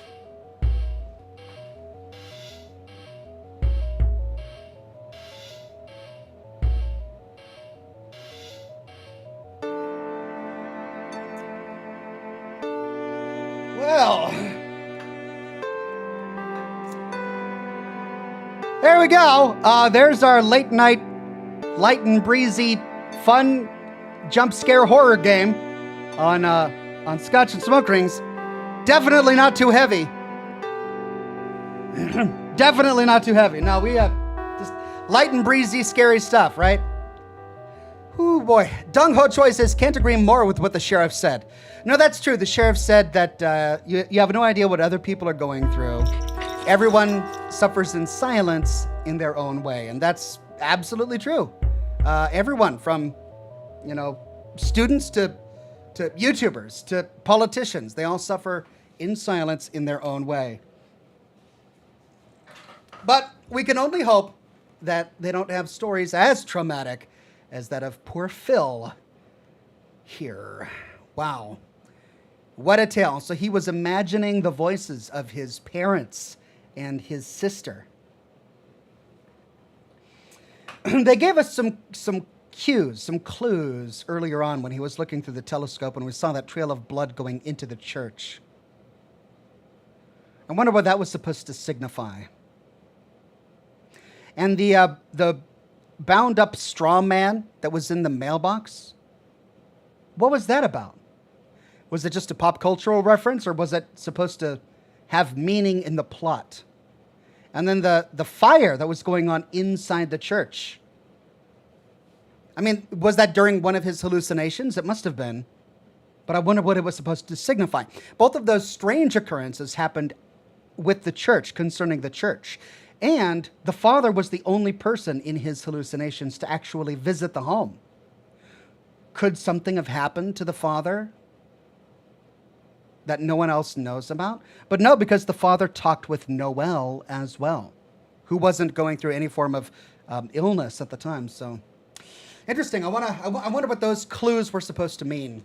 Nuka Tom says, this damn eye is stealing my job. Its name is probably Brian too. Yeah, Brian is stealing girls and the eye is stealing Nuka Tom's job. Winter Steel says, so no one in town noticed the rest of the family hasn't been seen? Yeah, that's another plot issue, because I guess we're supposed to assume that before this happened, Phil was the only person who had any form of social life whatsoever. The father seemed to know the sheriff pretty well. They were on first name basis, and the sheriff said, don't go too hard on her, as if he knew what the father was like, that he had a temper. And yet, despite apparently knowing people and going to church sometimes, no one missed them. No one knew that they were gone for an entire month. So, yeah. Interesting game. Well, you know what? There are more midnight scenes like this. I haven't looked up the stories of any of those, but this company, this indie studio that has created this game, has created a number of other stories like this one. And if you like this and you want to see me explore some of the other midnight scenes, let me know, and maybe I will, or we can move on to something else. Thanks for all of your ideas. I've got them in a list. Jackalwise says there was also a gunshot in Brian's house. Was there a gunshot in Brian's house? But that was in one of his hallucinations, right? That was in one of his visions, one of the dreams he had, one of the night terrors. So I don't think we can believe that. I don't think we can rely on that. Blue Thunder says, Night Spring ending reference much. Well, I mean, Night Springs itself is a reference to the Twilight Zone. And the eyeball in this is certainly reminiscent of Night Springs, but he also serves as a narrator, much in the same way that the Twilight Zone had its own narrator. So I think, in general, this entire series is a reference to the Twilight Zone. It was probably pitched, what if the Twilight Zone, but a 2D pixel horror side-scroller game? That's probably what it was.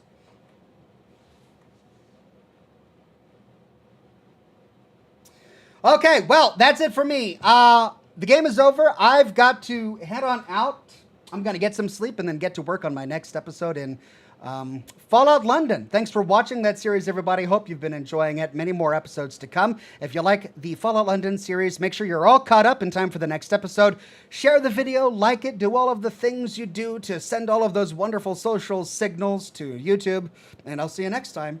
Same Ox time, same Ox channel, with more Scotch and Smoke Rings. Dong Ho Choi says, I did enjoy this. Would definitely be up for others. All right. Lemback says, God, no more, please. Looks like chat is divided on whether this kind of game is what you want to see again. Either way, thanks a bunch, everybody. Have a good one, and I'll see you soon. Bye-bye.